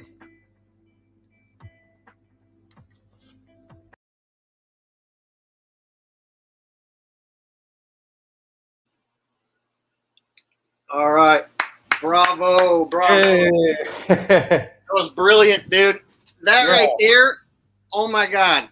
In my opinion, that's like as quality of a debunk. Like the Globers would steal that one and use that one as their own personal flat earth debunker, right? So for you to do it and also go after those guys just shows that like you can prove anyone wrong who's lying. And so everyone. That's what I want to show people is that these supposed gurus, the ones who woke you up to flat earth, they're reading a script and the script contains lies and disinformation. And Eric is well aware because it's been brought to his attention. I think, in my personal opinion, Eric is handled and he just reads the script. I think he's just a dude who's handed a script and then he reads it, and then his handlers and editors do all the rest for him, do all the social media and all the posting, because it doesn't seem like it's the same person to me even. They know my channel for years. So they not have seen anything of my videos. I cannot imagine that. And then a guy like David Weiss, he's one of the king shills because he profits every single month off people who bought the app. So people who bought the Flat Earth app with the sun and the moon going around in a circle, and he's got a bunch of people out there pushing that on his behalf. So people make commission off selling his app, right? So there's TikTok whores who are like, hi, I'm Jenny Rose, and here's my tits, and you should go get Dave Weiss's app because I have tits, right? And it's like they'll sink to any low to get anyone to download that shit, right? And then once they got you hooked, you forget that you're only spending $3-4 a month. That shit adds up. So basically, imagine David Weiss, who's got 30,000, 50,000, 100,000 people using that app. I don't know the number, but I'm sure it's tens of thousands. Imagine that times $3-4 every single month. Oh, you have to pay every month for it? Yeah.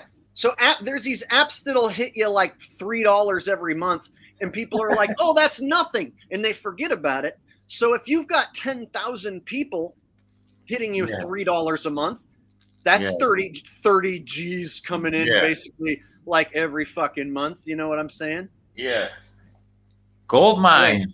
Or no, I think I did my math wrong there. Yeah, liars. Oh, wait, or did I do it right? Maybe I did do it right. Yeah. So anyway, that's what I'm saying is like, I don't have any sort of scam that I'm selling or pushing. You know, like I sell a few like T-shirts with my own personal messages on them, but I don't have like this elaborate scam with people underneath me. So it's like David Weiss appears on all the mainstream TV shows, do interviews, and he pushes that same debunked shit, and he goes even farther than Dubé, and he pushes the extra land maps.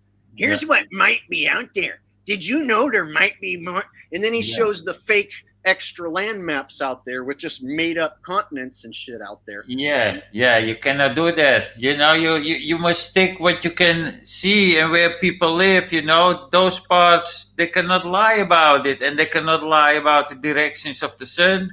That's impossible. I don't like how they always make our area the center. It's like, oh, here's all these other extra land masses. Oh, but ours is the center. Yeah. Ours is number one. That's where the sun goes in a circle. Those other places way out there, you know, who knows what's going on there. Ours is center here. And so... he lives the most retards. And so I've seen a lot of people fall for this trap, and they download the app. And I tell them, you know, not only is the app wrong, it's a tracking application. So when you agree to the terms of service, a lot of times there's all this hidden shit in there, right? I can check that. Whoever reads the entire thing. And so I'm guessing that not only is it a tracking app, but that they probably have the ability to maybe even look inside your phone, your files, who knows what. Maybe he can even turn on your camera and take a look at you. Imagine him and his associates taking a look at teenagers who've downloaded the app, you know? Just saying. Yeah, it's a possibility. It's possible, but most unlikely. You know, I have a hard head. I can check the facts because I downloaded the cracked app, the cracked version a while ago. And I handy with phones, you know, so I can check if that's really true. Well, at the bare minimum, we know it's a tracking app because they can show your blue dot location on the screen and say, here's all the other flat earthers. Yeah. So just David Weiss knowing your location and being able to zoom in on you in his database, I gotta believe there's more data mining going on than just that. I will put this up in my asshole, so it shows up on the map in my asshole. And then you have Jeranism as one of David Weiss's right-hand man, and he promotes the app endlessly. And so anyone you see promoting the app, is either a brainwashed idiot who fell for the bullshit and got duped, or they're on board with the shills, or they are a shill. One way or the other. Stay away from anyone pushing this information, and try and inform them. Try and tell people, oh, don't post that on your Facebook page. Don't post that on your Instagram page. That's the wrong model. And the problem people have, Q, is this. They want to talk about flat Earth, but they can't tell people that the moon and sun are magical and come up from different locations. They can't. They feel like if they say that, they'll be looked at as dumb. So they feel more comfortable repeating what Eric Dubé says, even though that's wrong, because they feel like if they repeat what you just said, then they'll look dumb. Yeah, but when they telling the truth about the sky and they sell this clock, then I would have no problem with it, you know, with that clock. But they lie about the sky, and so this application, this clock up is automatically totally bullshit because they support the same model. Hobby says Jaron is the dumbest flat earther you can see. Oh, no. Jaron's actually smarter than he lets on. See, Jaron has to pretend to be an AE mapper when he knows that it doesn't work. And so he comes up with arguments to dupe his audience even further. Like when he'll use Google Earth to make a point about the AE map and purposely avoid using the AE map. So like when Q debunked this, actually I hit him about the equinoxes not working on an AE map. And then he retorted by showing on Google Earth how the equinoxes work. And so then I had Q specifically make a video debunking him. And I showed that in our last stream together. So I requested Q make a specific video debunking Jaron, and it just obliterated him. And he never made a video retort against it. So those people are very smart. He's smart enough to concoct an entire argument with Google Earth and say that it's a flat Earth argument. And meanwhile, his audience will stare at a cartoon ball for 15 minutes, and they won't even realize that they're getting duped by a con man spinning a globe at them, right? Those flat earthers are very smart. So those guys are smarter than they let on, but they're lying. The dumb ones are the cult members who just religiously parrot their bullshit.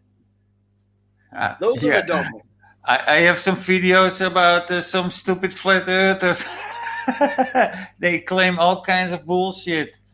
It's just amazing. You must be ashamed today to call yourself a flat earther, because they made it really look stupid if you say I'm a flat earther. All by design, right? Yes, sure. All right, so your latest video is also a debunking of some flat Earth retardism. We got some more debunking of Dubé. The video is really long, so what we'll do is we'll just watch a little piece at the beginning, and then if you want to catch the whole thing, you can go to QNFEE's channel. But I do really like this one part towards the beginning of the last video you put out. I really enjoyed it. Eric Dubé and other hot potatoes. This one, again, man, you're doing God's work here. I really enjoy it. And in even the intro, I get fired up just watching the intro. So okay, we'll show this. We'll show that this is the last video that I had planned for today, and then we'll do some question and answering afterwards with Q before we shut her down. So all right, everybody, strap in. Mute up. Here we go. Hi, piece of shit.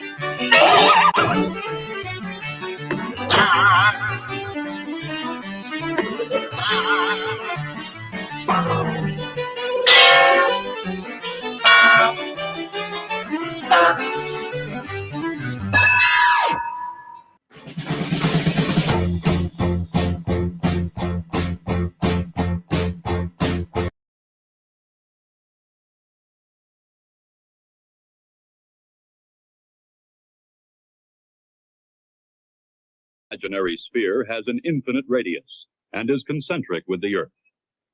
They gave this sphere a name, celestial sphere, and we still call it that today.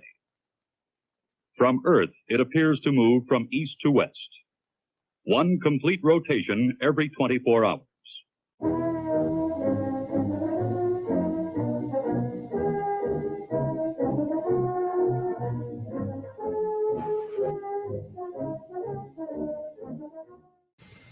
The apparent motion of the sun is not uniform. For this reason, it would be difficult to construct a clock capable of keeping this irregular time. Therefore, a mean or imaginary sun is used. From Earth, it appears to move from east to west, one complete rotation every 24 hours. This mean sun is assumed to have a uniform rate of motion with respect to the Earth, and that rate of motion is equal to the average rate of the apparent or true sun during a year.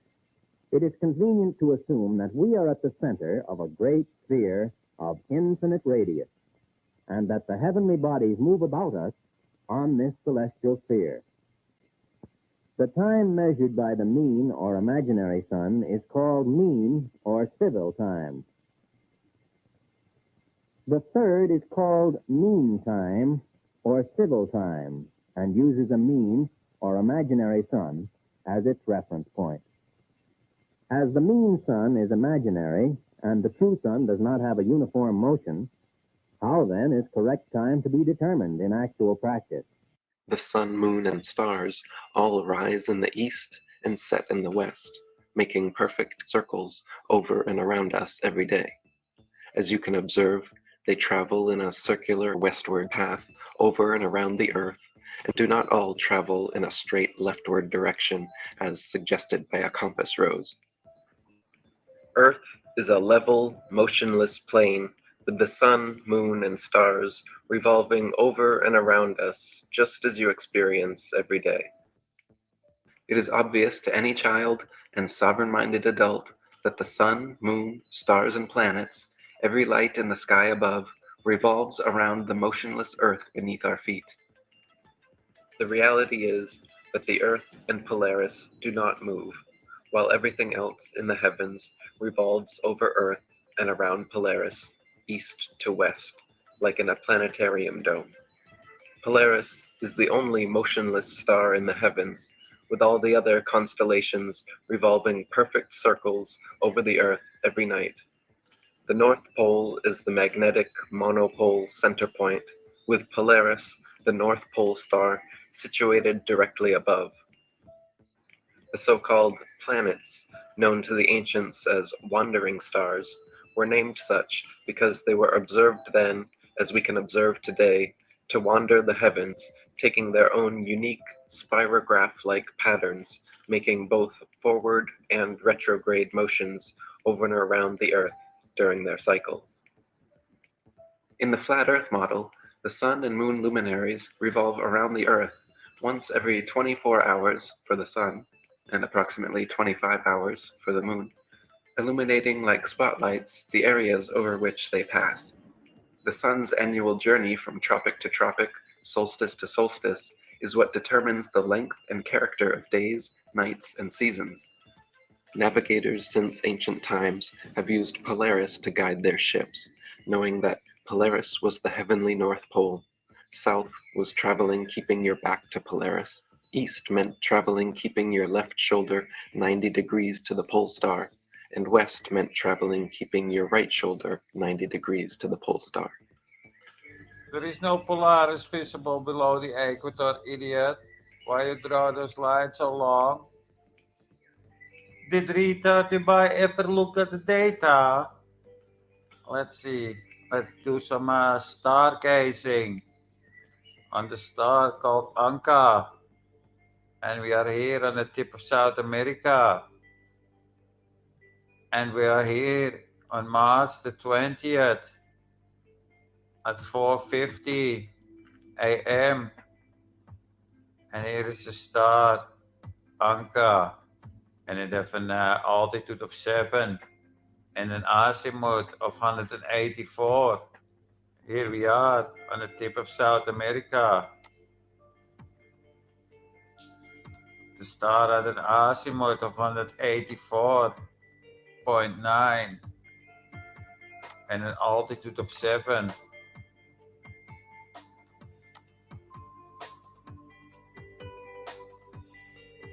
Now let's move to the tip of South Africa at the same moment.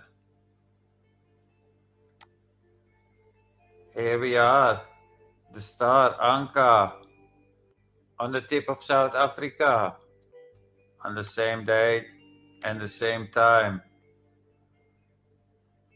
Anka, it has an altitude of 17 and an azimuth of 129.4. South Africa, azimuth 129.4 and an altitude of 17.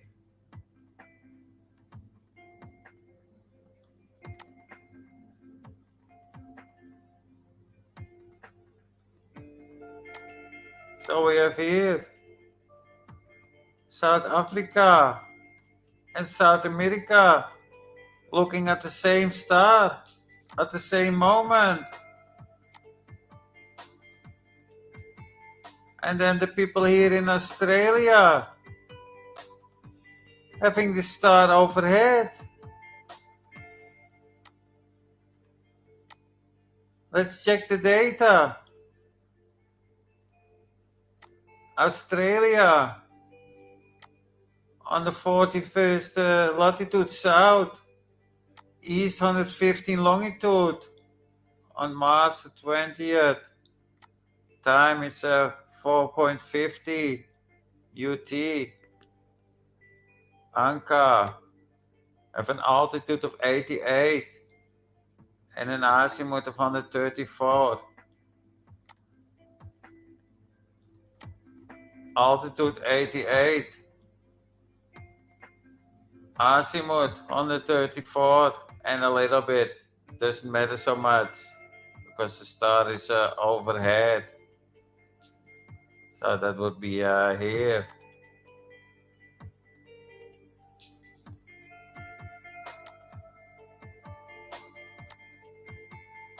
So this is the same star at the same moment. How does that work? When the stars are circling around. It is obvious to any child and sovereign-minded adult that the moon, stars, and planets, every light in the sky above, revolves around the motionless earth beneath our feet. Circling around, you say? I think your head is circling around. This is not really a match with your presentation. So this must go around with 15 degrees an hour. I think you're a lunatic. And it happens to be the equinox. And guess what? Here is the sun setting. And on this side the sun is rising. 90 degrees east.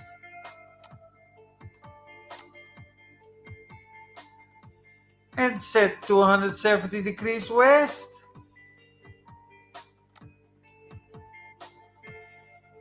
Rises with an angle of about 90 degrees east on the same moment over a full longitude. It seems we have more than 190 degrees east direction. You see that?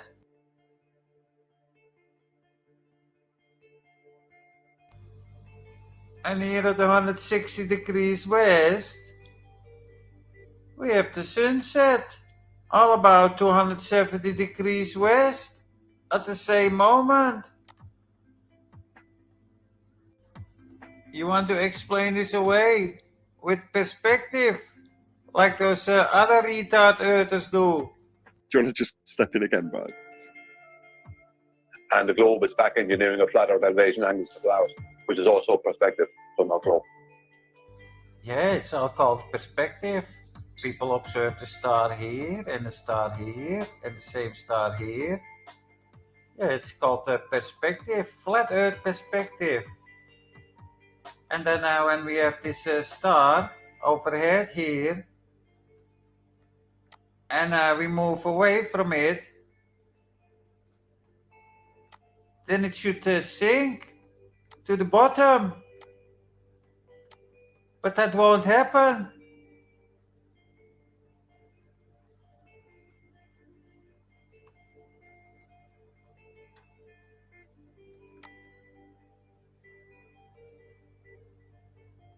So when I move away from it, then it suddenly points in this direction. You're an imbecile. Or maybe it moves in this direction. Yeah, that's called perspective. And what about the sunrise here in South Africa? Looking 90 degrees east. Or I must look in this direction, to this sun. Or in this direction. I hear some crazy stuff. Field of view. And more of that bullshit. Oh, look. This must be also 90 degrees east. Yeah. No, it's called perspective. Retards. I'm lost for words. If the shadows, right, if we're on a sphere, then light will come in parallel. East.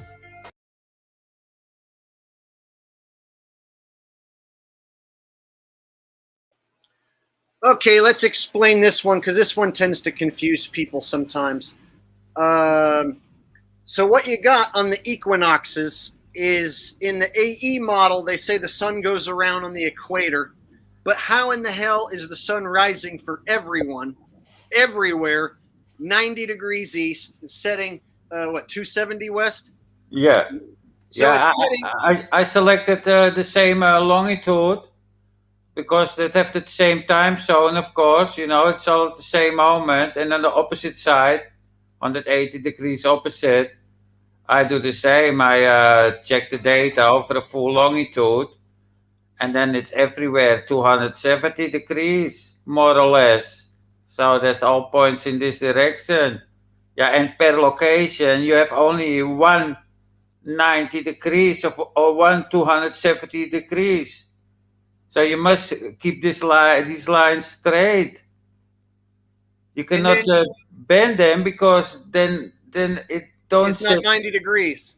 And see, yeah, they'll try and trick you into you triangulating it yourself in your brain, and so they'll try and double speak you into just triangulating these angles, but the angles don't triangulate. So here you have the sun rising for the southern tip of Africa from 90 degrees east, and then you have the sun rising in the middle of Africa, same, and then the sun rising at the top of Africa, the exact same angle. And then down here, simultaneously, you have the sun setting down here. 270 to the west. And so this. Yeah. And in between that, a sun is overhead. And so this is one thing that Jaron purposely stays away from, and he shows Google Earth, and he draws some curved lines. On Google, he draws lines that are forcibly curved by Google Earth. Yeah, and he draws them back towards the equator. So what Jaronism did is he purposely avoids showing this, and he says on the equinox, he pulls up Google Earth, and then he points the fucking lines back towards the equator.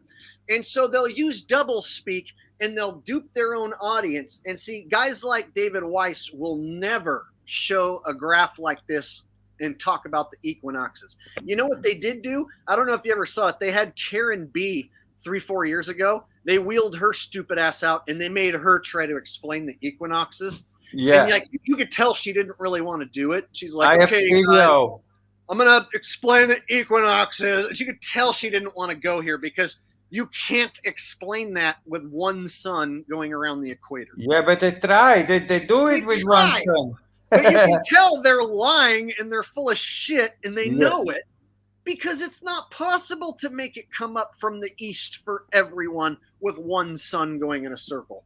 So I hope everyone understands that what they're looking at here is that you have a sun going around in a circle on the AE map, but somehow all these people in different locations are all seeing it come up from the same angle. Yeah, and those angles don't triangulate back to the same one sun. And on a globe, those lines are also parallel. But when we put them in the celestial sphere, then we can suddenly make all kinds of triangulations with it. So that's double speak, and they explain it away. The sun is so far away, but when we put them in the celestial sphere, that breaks it all. I don't know if this. What he's trying to say here. Iron FE says the sun does not stop moving north to south during the equinox, so impossible to have the sunrise due east and set due west anywhere. Well, no, it does rise due east and set due west. It makes an arch, a local arch. That's what we see on the tip of South America. You must make it way smaller. You don't have to make it big like I show you, with those long lines. You must actually zoom in and then make those lines way shorter, and then we still have the same angles. I've had to drill this part home a few times. Some people can't quite. I can show that in the model that it makes no difference if I make those lines very long, so the sun far away, or right on the location itself. See right here, here's the part of the video, and we'll have to show people how to use the website as well. Yeah. We'll touch on that just before we end the stream. So you can drag the cursor around on SunCalc and I often use the same longitude. That is the line from up and down. Yeah. You can change the exact latitude and longitude in the URL. That's what I often use when I move down a longitude. Then I do it via the URL. And then I go down. And then often you come in a different time zone, even on the same longitude. And then you have to recalculate that, take an hour off or put an hour extra. Because that's a little bit confusing, and that's why I use this site, this nautical officer website that shows the same time, so that's more easy. So you don't have to recalculate when the time zone jumps around. But basically, you can see what the observed sun is for this location. So you can drag this around to where you live or anywhere in the world, and then you can set the date, and then it'll give you the time of sunrise and the time of sunset, and it'll give you the angles at which you're going to see the rise and the set. And if you don't understand the numbers, you have the visual graph. So right here, people who are right here standing in this spot are going to see it come. You can zoom in also, the east, and then it'll come over their head. And then set like that, so exactly to the west. And this is on the same day on the equinox. And so what he's showing right here is when you move the cursor, it's the same down here for people all the way on the other side of the world. And so that wouldn't be possible with one sun going around on the equator. 90 and 270.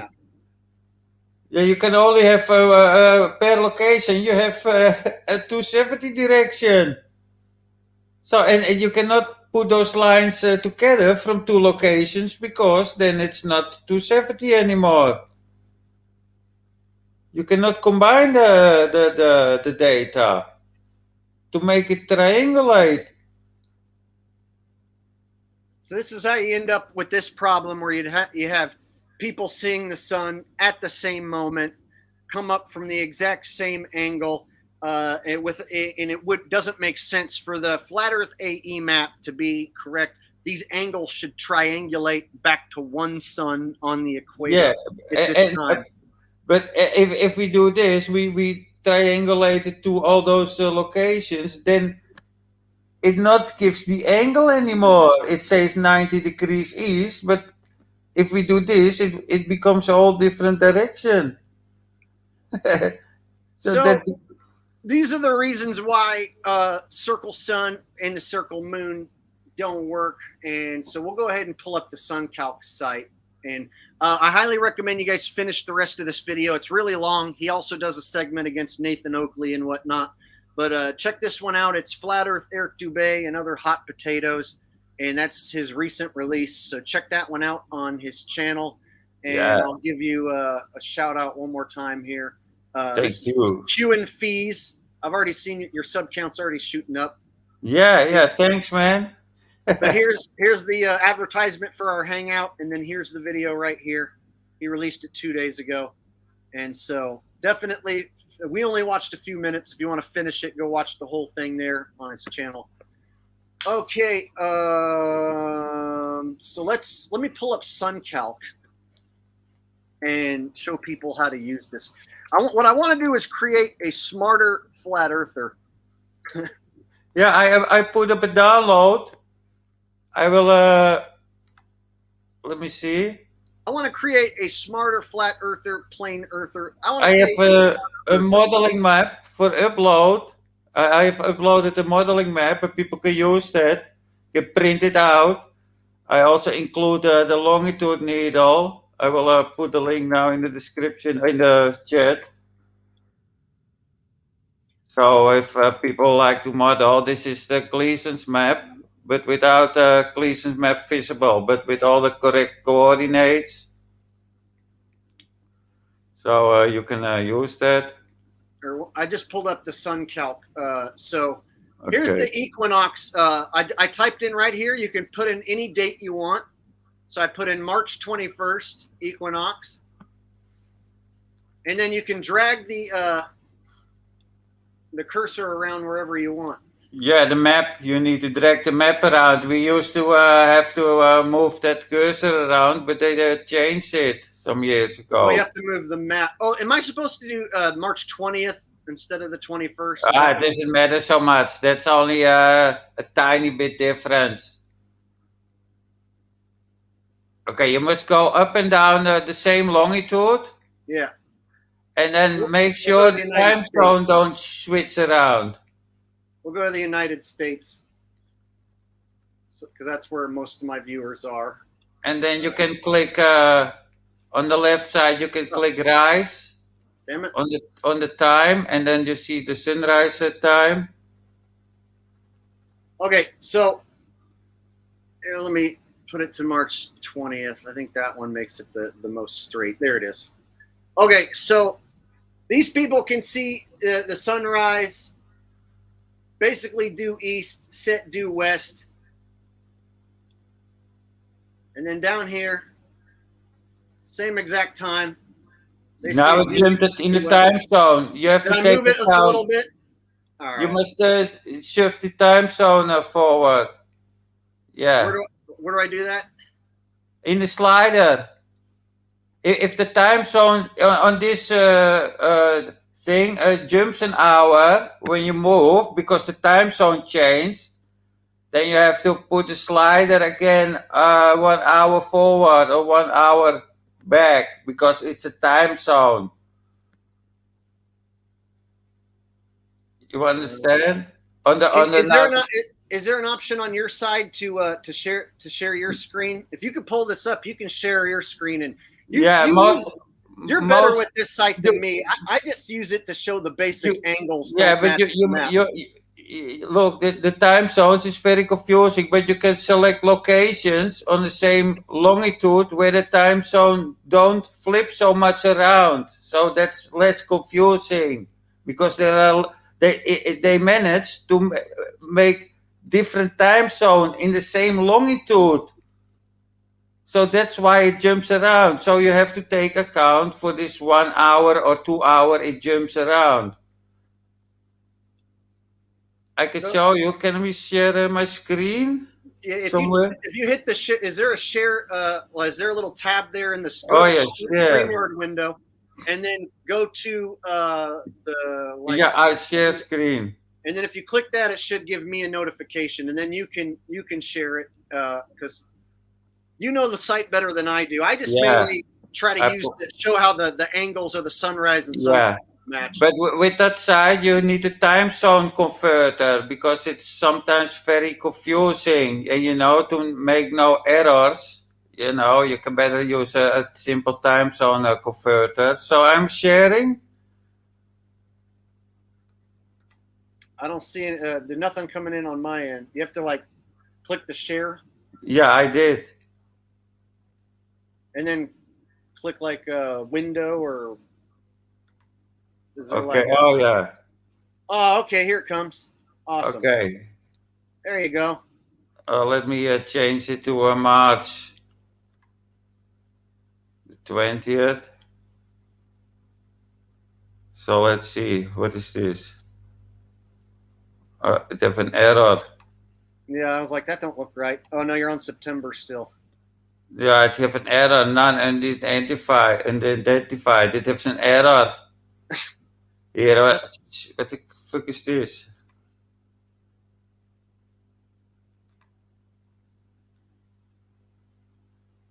This works.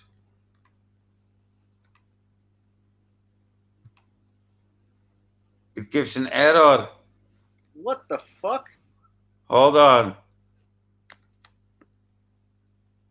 I will use this one.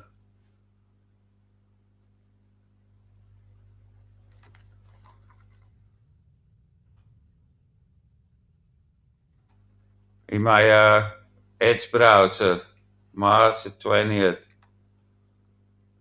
Let me zoom out. So you can use it with a lot of zoom out, but you can also use it very locally. You see that?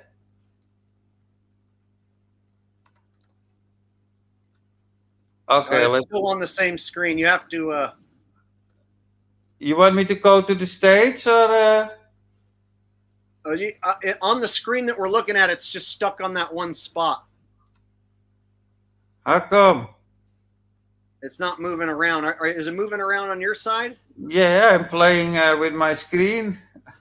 Hold on, I stopped sharing. I do it again. Okay. Let me see. Damn, technology. Share screen. Share screen. Full screen. Am I sharing again? Here we go. All right, now there you go. Can you see it moving? Yeah. Now you got it. Perfect. Okay, let's say this is the sunrise east. Yeah, and then I click on the same longitude. Now it jumps in another time zone. Look. I go up again. Oh, here the time zone. Don't jump around. Yeah, they make it very confused. Why I cannot go up? Damn it. Okay, here. This is time zone 2.5. Yeah, they make it really funny. I saw it change that time. So we can choose another location where the time zone not so flip so much. Otherwise, we have to do calculations a lot with the time zone converter. So let's say the sun rises here, east, and then I move down, and it's also east. Yeah, there you go. And then and to do it precisely, I do it in the URL bar. I change the longitude. So I'm keeping the same line instead of doing it manually. You see, and here the time zone flips somewhere. So what he's showing here is that no matter where you drag it up and down that line, they're seeing it rise from the east. And so the Globers say that the Earth is tiny and the sun's gigantic, and that's why you see these parallel light rays coming in at the same angle, like that kind of shit. So the Globers will say this is like a flat Earth debunk, but really it doesn't prove that curvature exists, on the on the ground. Yeah, it's what we see in our own location. We look at it like this so big, but actually we must do it on local base.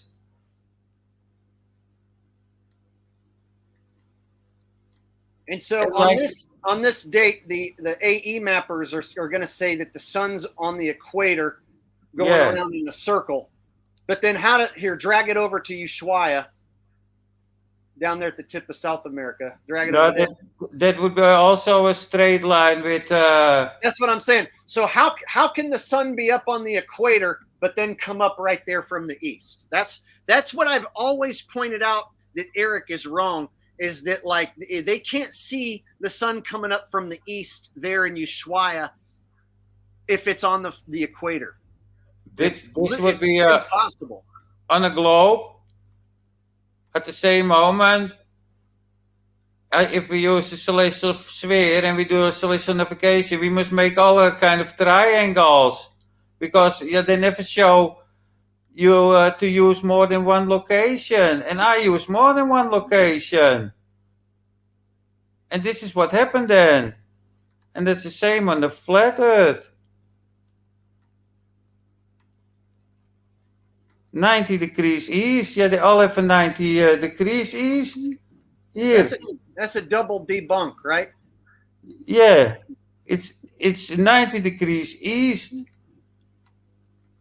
And here, it's also 90 degrees east. You cannot put those lines together, otherwise it's not 90 degrees east anymore. I cannot do this, for example. Let's say, so they say the sun is traveling, oh shit, I did it wrong. Damn it. You know, they say it's traveling over the equator. So then I have to point it in this direction. But it doesn't come up from that direction. No. Exactly. And see, then they go right to magic dome and reflection and perspective. Yeah, this literally is when you start doing this shit is when they go right to magic dome, reflection, perspective. That's usually where they go. Yeah, and other people start to say, well, then there must be more than one sun. How about two suns? It's like adding an extra sun doesn't fix the problem either. No. You'd have to have an infinite amount of suns, basically. Yeah, it works differently. And the U.S. Nautical Office say more or less how it works. Let me see if I can find the page so quick. Not here. Let me see. Not here. Sorry, I have to look for it. Not here. Damn, I lost the page. Oh yeah, here is about, this is the U.S. Nautical Office website. Here he did also talk about the fictitious mean sun. Fictitious mean sun. Yeah, like I show in the U.S. Navy video. I lost the page, man. Damn it. Hey, real quick, go back to SunCalc and go to December, like December 20th, late December, and then go to Ushuaia, because that's my personal favorite debunk. And this is the one that Eric tried to make a video using the fucking glass paperweight shit. So let's go ahead and show late December what happens for people in Ushuaia. And Ushuaia is at the very southern tip of South America. So yeah, the moon also makes these angles, but we saw that in my video. So they see, Eric refuses to show this.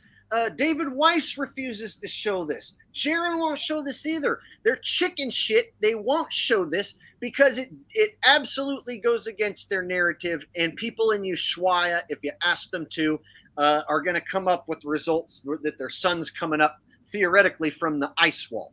So if you believe in a flat Earth with an ice wall, your sun would have to rise from the ice wall and sit from the ice wall, just like that. if we move this, for example, an hour forward, then on this location we should see the same. Now the time zone jumped an hour. You understand? Each minute, the sun is rising here. It is each minute. Yeah, no matter where you drag it along the bottom, it's a debunk of that circle path. And so Eric will say, well, during June, I forget the exact date he says, during June blah blah date, we see the midnight sun. And so that in the North Pole, and so that proves that you're wrong, Jake. And so a lot of people will use the sun going around in June, a 24-hour sun, as like a debunk of what I'm saying. But then they'll immediately dismiss any and all data coming from the South in December, October, November, and December. But it's the most noticeable sunrise and sunset from the South in December. And so they always avoid talking about this during December. But then in June, they want to bring up how it goes in a circle around the North Pole. What do you say to that? There is no speed change during the year when the so-called sun travels over the between the tropics, because we can measure, for example, the speed or the sunrise of the sun. Let's say I take 1,000 kilometer or 500 kilometer. I show this in a couple of videos, so I make sure I'm in the same time zone. Oh, damn it. So, and I can check, I make sure I do the same longitude, or latitude I mean. So I can check the sunrise here. That's the sunrise, 8:15. And then I move to this location. And I check the sunrise time. And I calculate the kilometers. Then I know exactly the sunrise, the sun speed. The sun not travels, but there is some time to measure, or some speed to measure. And here at my 50-second latitude, I calculate exactly 1,000 kilometers an hour during the whole year, during the seasons.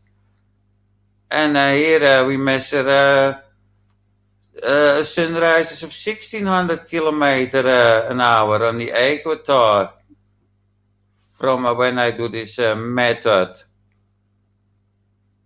So there is no angular speed change. There is no speed change when the sun is doing in a so-called outer circle or an inner circle.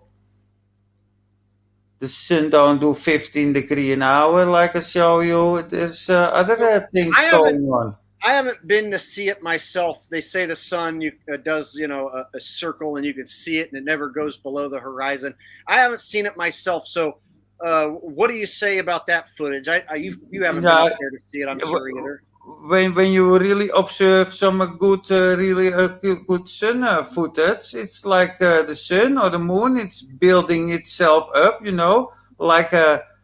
like I did on the beach as a kid, making sand castles of wet sand dripping from my hand and build it up like that. You can see that in a lot of close-up footage of the moon when it rises and the sun.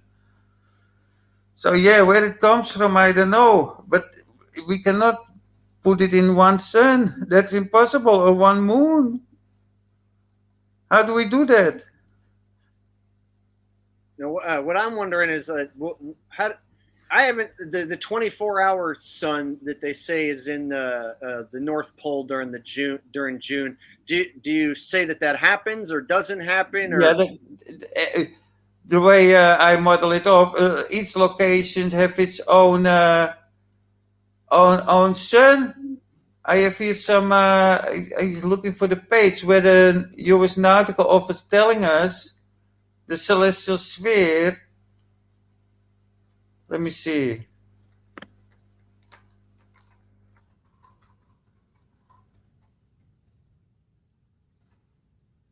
Let me see, celestial sphere.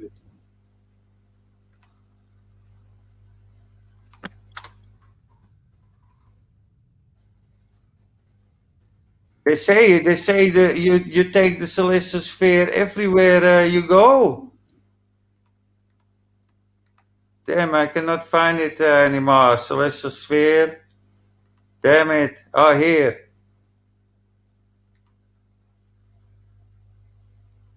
Celestial sphere or an imaginary sphere of arbitrary radius upon which celestial bodies may be considered to be located. As circumstances require, the celestial sphere may be centered at the observer, at the Earth center, or at any other location. Yeah, so you take the celestial sphere, you can use it everywhere. So basically, you put like a miniature celestial sphere like over yourself? Yeah, it seems so. I have here some, let me see.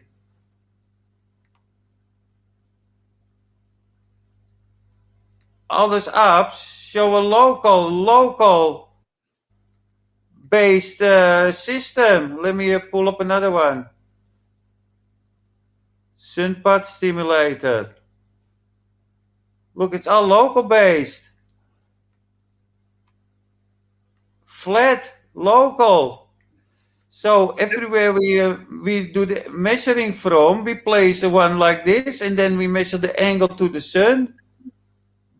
This is from the university. Those apps, I downloaded it. So it's like we all see our own sun in our own according to this. Yes. Here we make it flat. And that's what they have.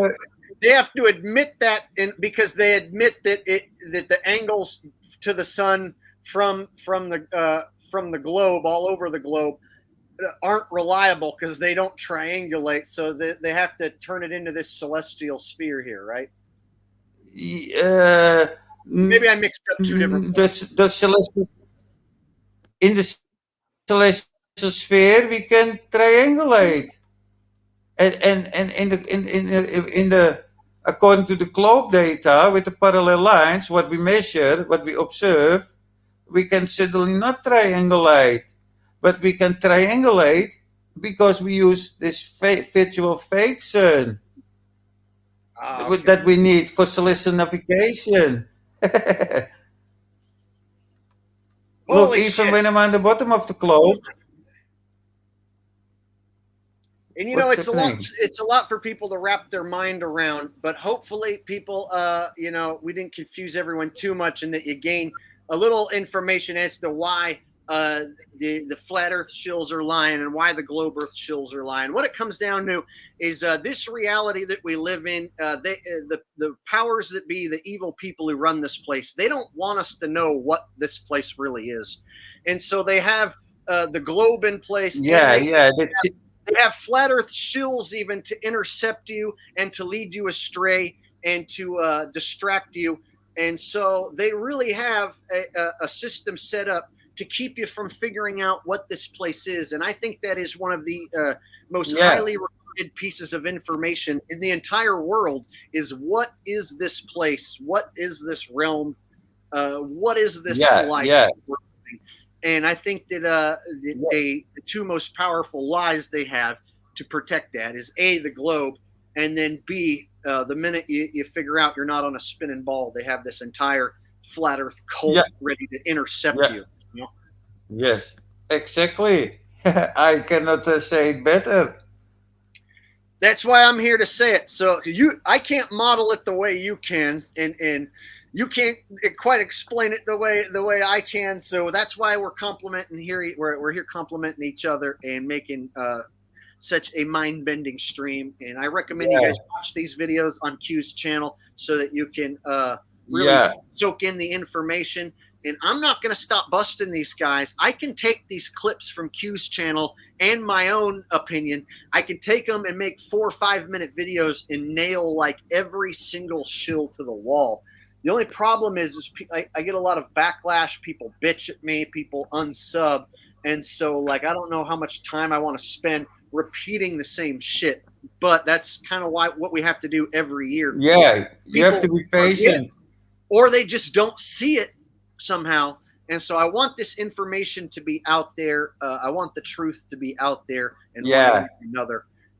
And so hopefully you guys can go to the SunCalc web. It's suncalc.net, and you guys move the cursor around, and you can see for yourself like where the sun's supposed to come up and go down on certain days at certain areas. On the U.S. Nautical Office website, I will provide the link.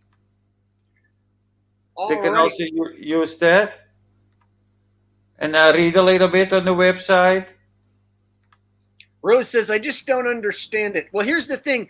It's supposed to be a bit confusing because the world doesn't make sense. What we're saying is like, it doesn't make sense on the globe model or the flat model, and we can't even explain what the hell this place really is. But we know that there are people lying about what's happening, and that they're provably wrong. And so we can prove that people are lying and that they're wrong. We just don't know what this place is either. So I can see how it's hard to wrap your mind around. Two guys telling you that everyone sees their own sun, and everyone seeing their own sun in multiple places at the same time, which doesn't make sense on anyone's model. No. And trying to explain that is even harder than wrapping your mind around it. Yeah, and anyone that claimed to know it is a piece of shit because nobody knows it. I don't make claims. I just model it up. This is what we see. This is what it is on a globe or a flat Earth or any flat Earth map. That's all I do. Yeah, Iron F East, good work, Jake and QNFEE. Yeah, thanks. We'll have Q here. Final questions because we've been on here for over 3 hours, so we'll wrap up soon. But before we do, final questions from chat for Q before we send him off because it's getting late for him. It's still early for me, but it's late where he lives. So any final questions here? And make them count. And he also responds to like every comment. So if you comment in his videos and YouTube doesn't delete the comment, he will reply to you. Most of the time, yeah. Whether or not YouTube shows the replies, who knows? They hide so many replies on my channel. It's ridiculous. Yeah, I saw it. They delete tons of commands. No, they're there. They just hide them. So it'll tell me there's 10 replies. I click to see them. Yeah. It shows me 2 out of 10. Sometimes it won't show me fucking any. And people say, oh, you have to select show all comments. I have that selected. You have to say show first comments. That doesn't fix the problem. None of that easy shit fixes the problem. All right. So let's see if we got any questions coming in. Here's one. When QNFEE discovered about non-globe Earth, I guess they're asking when did you discover about non-globe Earth? Who, me? Non-globe Earth? Oh, that was when I was looking at the 911 like 8 years ago, 9 years ago, whatever. And then flat Earth videos popped up on the recommended on the right side. What, 2014, 15? Yeah, 14. So begin 14, and then I ignored it. I think stupid idiots. You know, and then, yeah, after 5, 6 months, I started to click one. And then within like 30 minutes, I knew, yeah, the Earth can be flat. So this is what drags me in. Debate dragged me in. He got me too. I was a fanboy. So it's funny that if you would have showed me this stream 7 years ago as I came out and made my first video as Flat Earth Asshole, if you'd have shown me this stream, it'd have blown my fucking mind apart. You know what I mean? I was like, oh my God, you guys, Earth is in a globe. Isn't this amazing? Yeah. Hello, Eric Dubé. He's awesome. Matt Boylan is my friend. I want to go be on the Hot Potatoes show. And then I realized real quick, oh, there's Flat Earth Shills. And then I learned even quicker, oh shit, they're all shills at the top. Yeah. Holy all of them. Shit. All of them. Yeah. They're all running talk shows. And so the fact that I'm like the only one that got to as many subscribers as I did is kind of amazing, because they had this controlled thing, and I became so popular that they couldn't ignore me. So instead they loved bombed me. And there was a time where Jiren was telling people that I was his favorite flat earther, and he would invite me on Globebusters, and he would tell people Flat Earth Asshole is the funniest, bestest flat earther on the plane, and then now, you know what I mean? He'll tell people that I'm an asshole, and that I can't figure out how the model works because I'm too stupid. Yeah, you know what I mean? yeah. You know what I mean? I know that, man. Antonio Subirats called me the smartest flat earther, and the next day he banned me because I debunked this map. We have someone mentioning Ronnie and Lonnie, the two pole smokers. They like to get sock accounts and then come hang out in my chats and bring themselves up. So if you are Ronnie and Lonnie bringing up yourself, I pretty much just assume anyone who shows up who says, "Hey, what about the stereographic man?" I'm like, "Hi, Ronnie." I just assume it's them, because who else cares that much about those guys? They're ridiculous. Q has like 20 videos debunking those guys. And all they do every time is say, Q misrepresented us. He's lying. You don't understand it. He's misrepresenting us because he's a shill. Q, you know what my favorite part about their map is if you go directly down the center, they call this south. And then you pop out back up here, right? And now you're going north. Yeah. And then when you fly over the top of the North Pole, now your compass is going to have to go right again. And so the funny thing is they don't have Antarctica in the middle. They have Antarctica over in the corners. So apparently on their map, you can go south infinitely down the middle and just keep popping out like this, whoop, whoop, whoop, whoop, whoop, and you'll never run into Antarctica. In order to go to Antarctica, you got to go down to one of their corners. Isn't that hilarious? Yeah, they really deceive us, and they, in principle, they support the shrinking sun, because they made a video with a drone that is going up, and then you can see the last part of the sun again. So they also support shrinking suns. They have these curved lines that they say you have to follow. So they'll say to go north, you have to follow this curved line, go past the North Pole, take a U-turn, and then come down to it. Yeah, you don't have to follow your compass. That's the only way to go north is true north. You have to fucking turn, go past the North Pole and take a U-turn and come back down to it. That's how your compass points. That's what they'll say, but then they'll make a video literally saying that what we're saying now isn't true and that we're misrepresenting their model. Yeah. And so they don't have Antarctica in the middle of their map, but so apparently you can go right down the middle of their map, infinitely going south down the middle of their map, and you'll infinitely pop out in the north, and you'll never ever see Antarctica. No, you have to go to the corners, bro. Who else in the world says something that ridiculous? See, they don't say that, even though that's what their map point it suggests. Has to be. Yeah, every time they twist it around. Oh no, Javi. Let me steer you clear. Eddie Bravo is a Shills shill.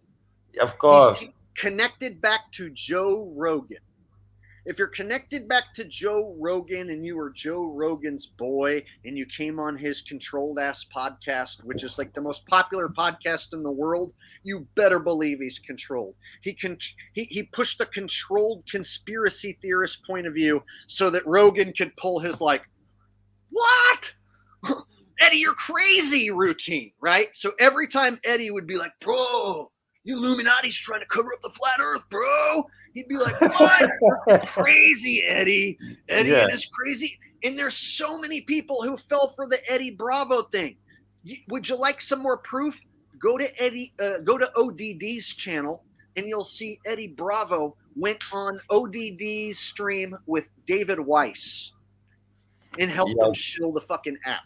That's so The last time David Weiss and ODD streamed together, the last time ODD did anything, they brought along Shillbag Eddie Bravo, and they did a triple shill stream, which didn't do that well.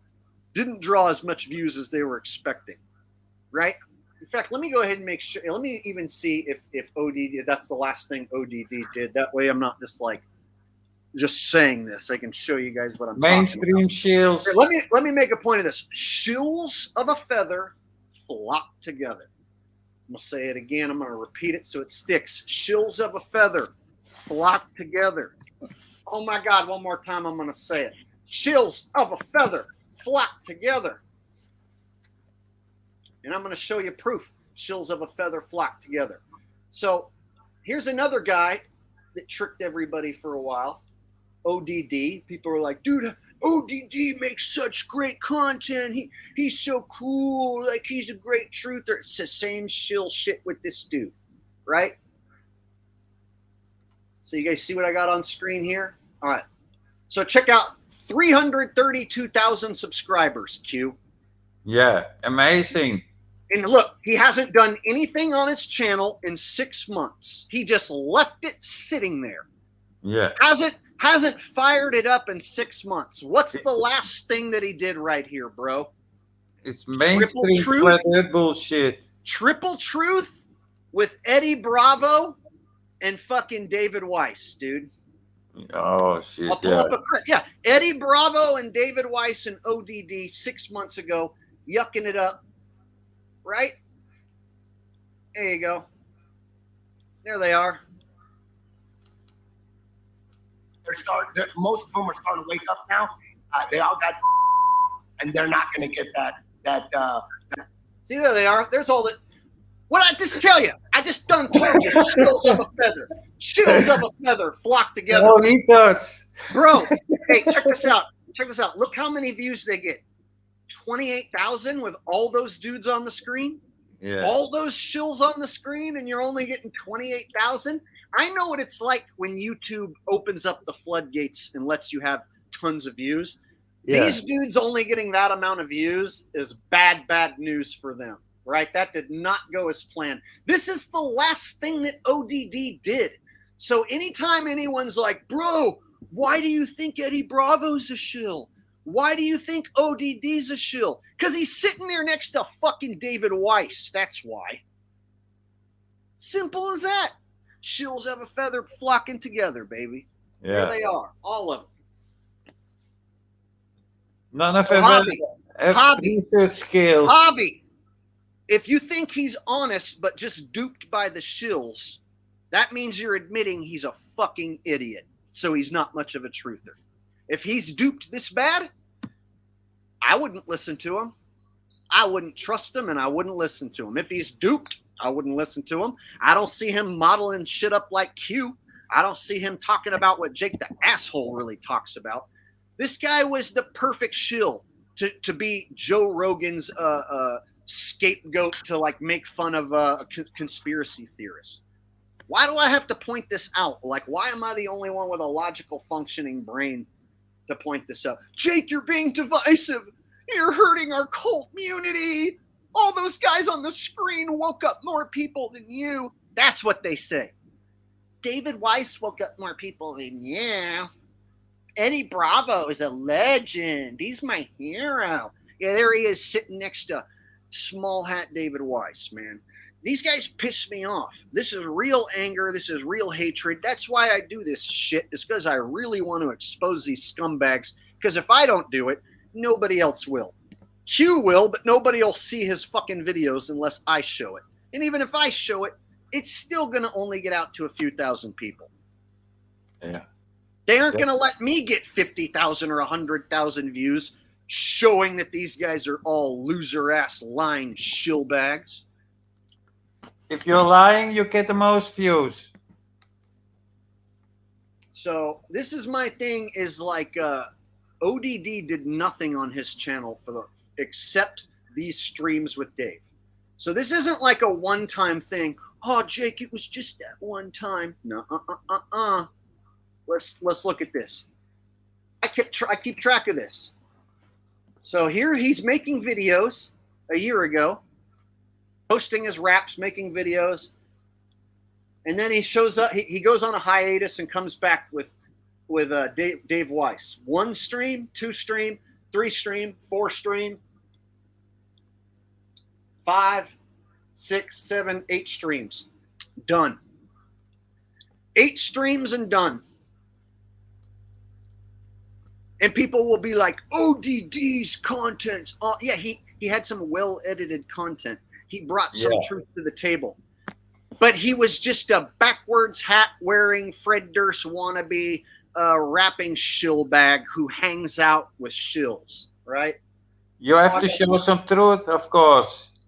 Yeah, otherwise no one will listen to you. Yeah. Got a donation coming in from Jonna here. She says, thank you for your entertaining and informative stream today with QNFEE. Enjoy a nice dinner tonight and relax. Thank you very much. That actually makes me feel a lot better. I got a little fired up there. Whenever I see these shills and their faces and think about the lies, how many people they've duped, I will admit I get fired up. It eats away at me. It gets under my skin. But thank you, Jonna. That is a very generous donation, and you are such a sweetheart. You donate to this channel like more than anyone, basically. So I want to thank you for that, and hopefully we can get together and meet up soon when I'm over in your area. All right. So, oh yeah, any more? I went off on a huge rant there. More questions for Q. If I missed your question, you can repost it now. We'll go a few more minutes while we have Q here, and then we'll turn it off. So, last questions for Q before we jump off here. I see if I read a book of Gleason Alex Gleason. No, I don't read books because you can better keep your head up instead of looking in books. Yeah, a bunch of words doesn't necessarily make something true. Like my dad's the type like, well, show me where it says that in a science book. It's not going to be in a science book. That's just words printed up by liars, right? So, is this world enclosed? I don't know. I have no idea. I cannot check it myself. I don't really know what this world is. But one thing I know, it's very special than those other people want to teach you. I'm pretty sure Q is going to feel the same way as me on this one. Thoughts on the Alex Jones situation? Alex Jones, yeah, top shill. And do you think he's really being sued by the family members? Do you think the family members are going to get one plug nickel from that man? No, that's all. Do you even think that any man could make $50 million talking about fake shootings? It's all staged. Everything we see in the media is staged. I did an entire stream. So Elvis Zapp, scroll back on my video list. I did a stream about that like 2 weeks ago. So back when it was trending and they were raiding Mar-a-Lago supposedly, I did an entire stream, a really good stream where I absolutely just obliterated that bullshit and I hit it with logic. I hit it with like a logical baseball bat. Yeah, logic. So, you have to think logic about those things. So I did an entire stream on how I don't think for a second that his home was raided by the feds. I think that he knew that the feds were going to pretend to raid his house, and it's all just a big charade to get people talking about these puppets who are going to be in the next rigged election. You know, so don't think for a second that any politician, including Trump, is on your side, or that there's people against him, or Alex Jones. Same with Alex Jones. Don't think that there's anybody. Oh shit! I got Trump and Alex Jones confused. So I started talking about Mar-a-Lago and Trump. No, I did. I talked about Alex Jones 2 weeks ago. Excuse me. And before that, I talked about Trump. So I did a breakdown on both guys. Sorry, got confused with which person here. So basically, I did a breakdown with Alex Jones. My fault. A couple weeks ago. In fact, I'll just show you so that I'm not sounding like I don't know what video I'm talking about on my own channel. Oh my God, I was talking about Alex Jones, then suddenly my mind just went to Trump. It's the same shit.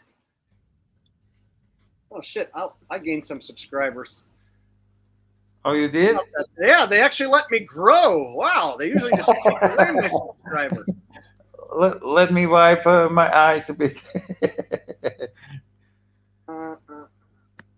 There we go. Let me share this on the screen.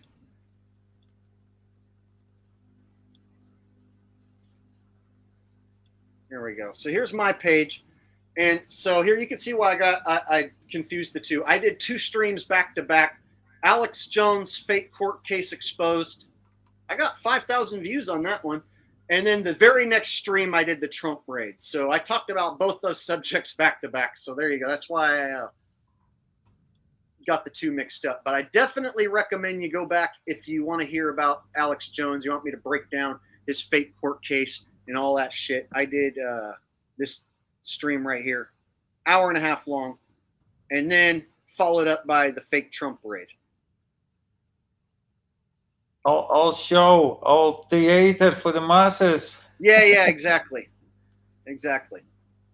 And for those of you who may be new here, make sure you are subscribed. YouTube likes to unsubscribe people from my channel. And make sure you click the bell notification thing. And make sure you click turn on all notifications, because they actively don't notify my subs and they actively unsub my subs. So make sure that you're checking the channel each day to see if I put out a new video. I put out rigged football content. I expose NASA. I bring on guys like QNFEE, all sorts of good stuff. So make sure you're subscribed to the Jake the Asshole channel. All right. Here's another comment. I've filmed a 100-degree full moon. I don't know if that's what he's trying to say. A full moon during daylight, completely undebunkable proof we don't live on a globe and it's a stationary plane. However, that said, I still got no idea about the shape of our flat map. You see, the Globers will say that you're supposed to see the full moon during the day in their model. So the best debunk I have for their phases of the moon and it's real simple, is when during the day you'll see a half moon, and then on the other side of the sky you'll see the sun. So you can see directly across from each other a half moon with the lit up portion facing upward, and directly across the sky you'll see the sun. So every month, I can't give you the exact date, it's usually like towards the middle of the month or so, you'll see in daylight you'll see a half moon and you'll see the sun. So at that point you should see a full moon. So that's one I like to use. But if you just say that you see the moon at the same time as you see the sun, they're just going to say that that's what you're supposed to see in the globe model. So Globers have their set excuse for that. You have anything to say about that, Q? No, not much. I have my ideas about the sun and moon, you know. You must all look at it locally. So yeah, the Globers try to do everything like you say, you know, twist it around like it's a globe thing. But that same moment can be debunked on a globe when you model it up on multiple locations.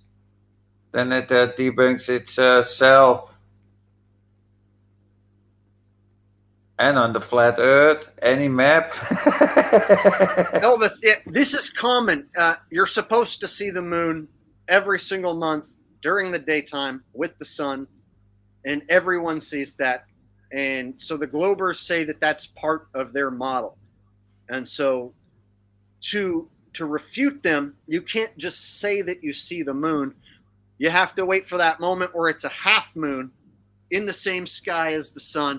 Then you can say, hey, look, it's not a full moon, and it's a half moon, and you got the lit point facing upward, and you got the sun over there on the other side of the sky. At that point, you actually have a refute of their model.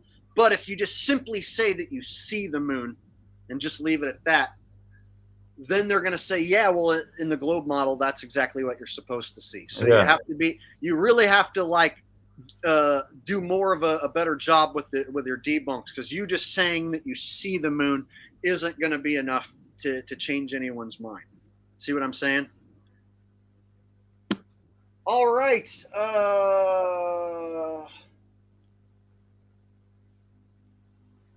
Anyone else have any last questions? We're about to shut this thing down. Any questions I might have missed?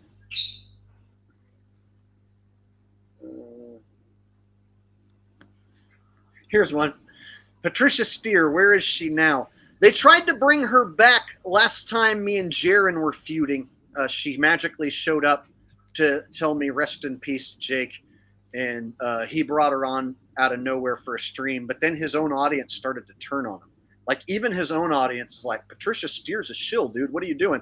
Even the most hardcore of Jaron followers started to ask why he's bringing Patricia on. So they canned her real quick. That was the last I saw of her. And I haven't seen her since. So she left the Flat Earth because people kept saying that she was a man and she couldn't handle it anymore.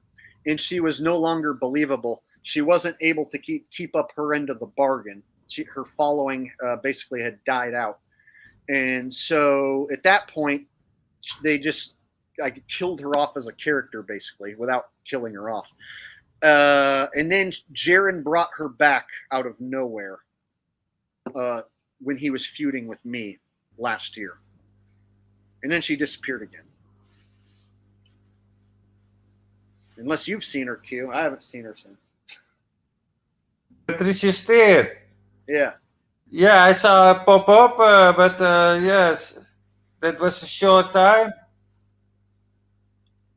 There you go. Javi Gonzalez says, oh, the pee drinkers club. Isn't it funny, Q, how the AE mappers also have a big group of pee drinkers?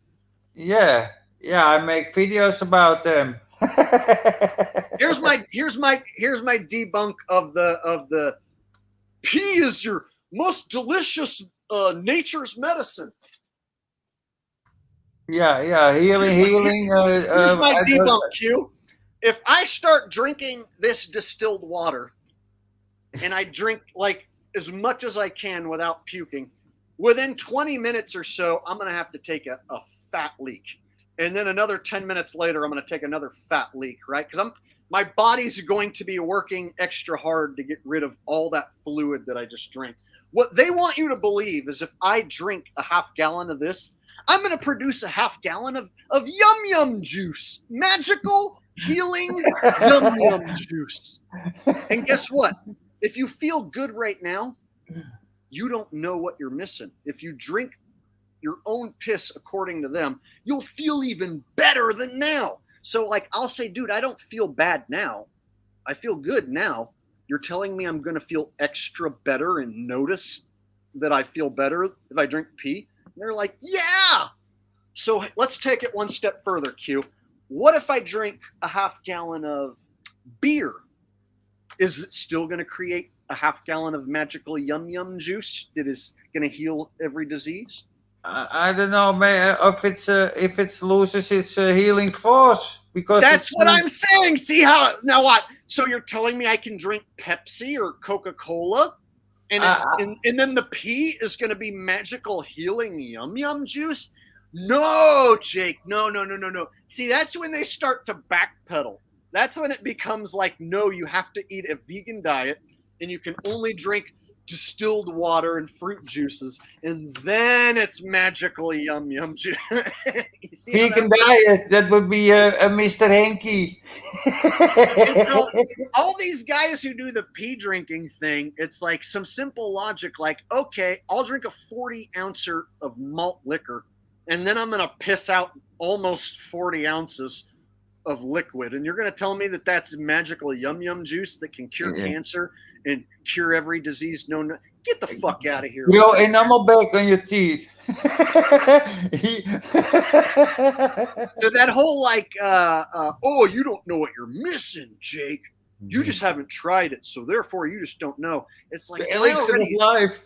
I already feel good, man. So it's like, I doubt that if I start drinking pee, I'm gonna like be like, oh man, now I feel extra great. And here's another thing is people will be like, oh, well, you'll achieve mental clarity if you fast. And it's like, dude, if I go like 24 hours without eating, my body feels like shit. I get a headache and I can't, just all bad. Whereas they're like, no, wait till day 3 and then you'll achieve mental clarity. It's like, dude, I'm not going to starve myself for 3 days feeling like shit to then magically hope that I feel better on day 3. So the same people that come at me with drink your own pee will be the same people that tell me to starve myself for 3 days straight to achieve mental clarity. And it's like, dude, I don't feel like I'm bogged down like right now. I don't feel like I'm not mentally clear that I need to drink my own pee and starve myself. So I explode when they come to me with that bullshit. Piss drinking pieces of shit. Okay, so before we devolve into too much pee and poo consumption, well, why don't we go ahead and call it there? I had a fun time today. I'm getting tired, and I'm sure everyone's getting restless. We've been on here like almost 4 hours. Holy shit. Yeah. So, hope you enjoyed it, Q. Hope lots of people watch this, come watch your videos and sub to your channel. And hopefully one video at a time, we can help create a smarter level plane earther and debunk these liars and charlatans one at a time. Yeah, maybe we can figure something, do something new about another retard earther. Hey, let's go ahead and get them all. I was even thinking of doing a list of like the top 10 shills and then debunking each one. You know what I mean? So all right. Before we go, we got a Rusty request here. All right, from Jonna. Jonna gave you a dope.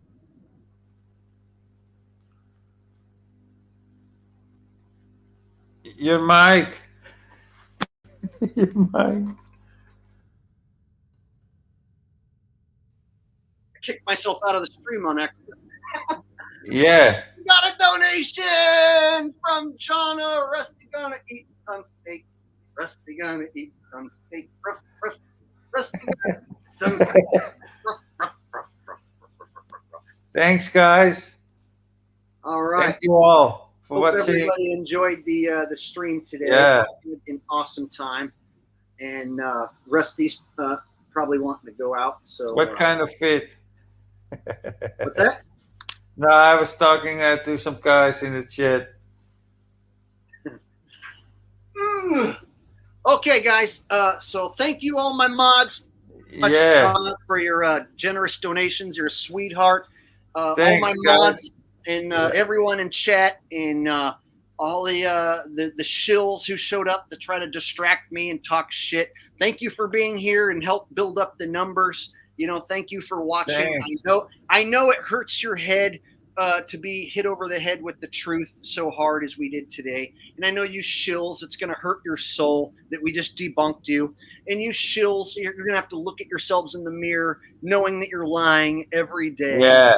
And that we prove that you're lying. We know you're lying. We're going to keep proving that you're lying. So go ahead, keep lying, and we're going to keep busting your balls. So until next time, this is Jake the Asshole and QNFEE.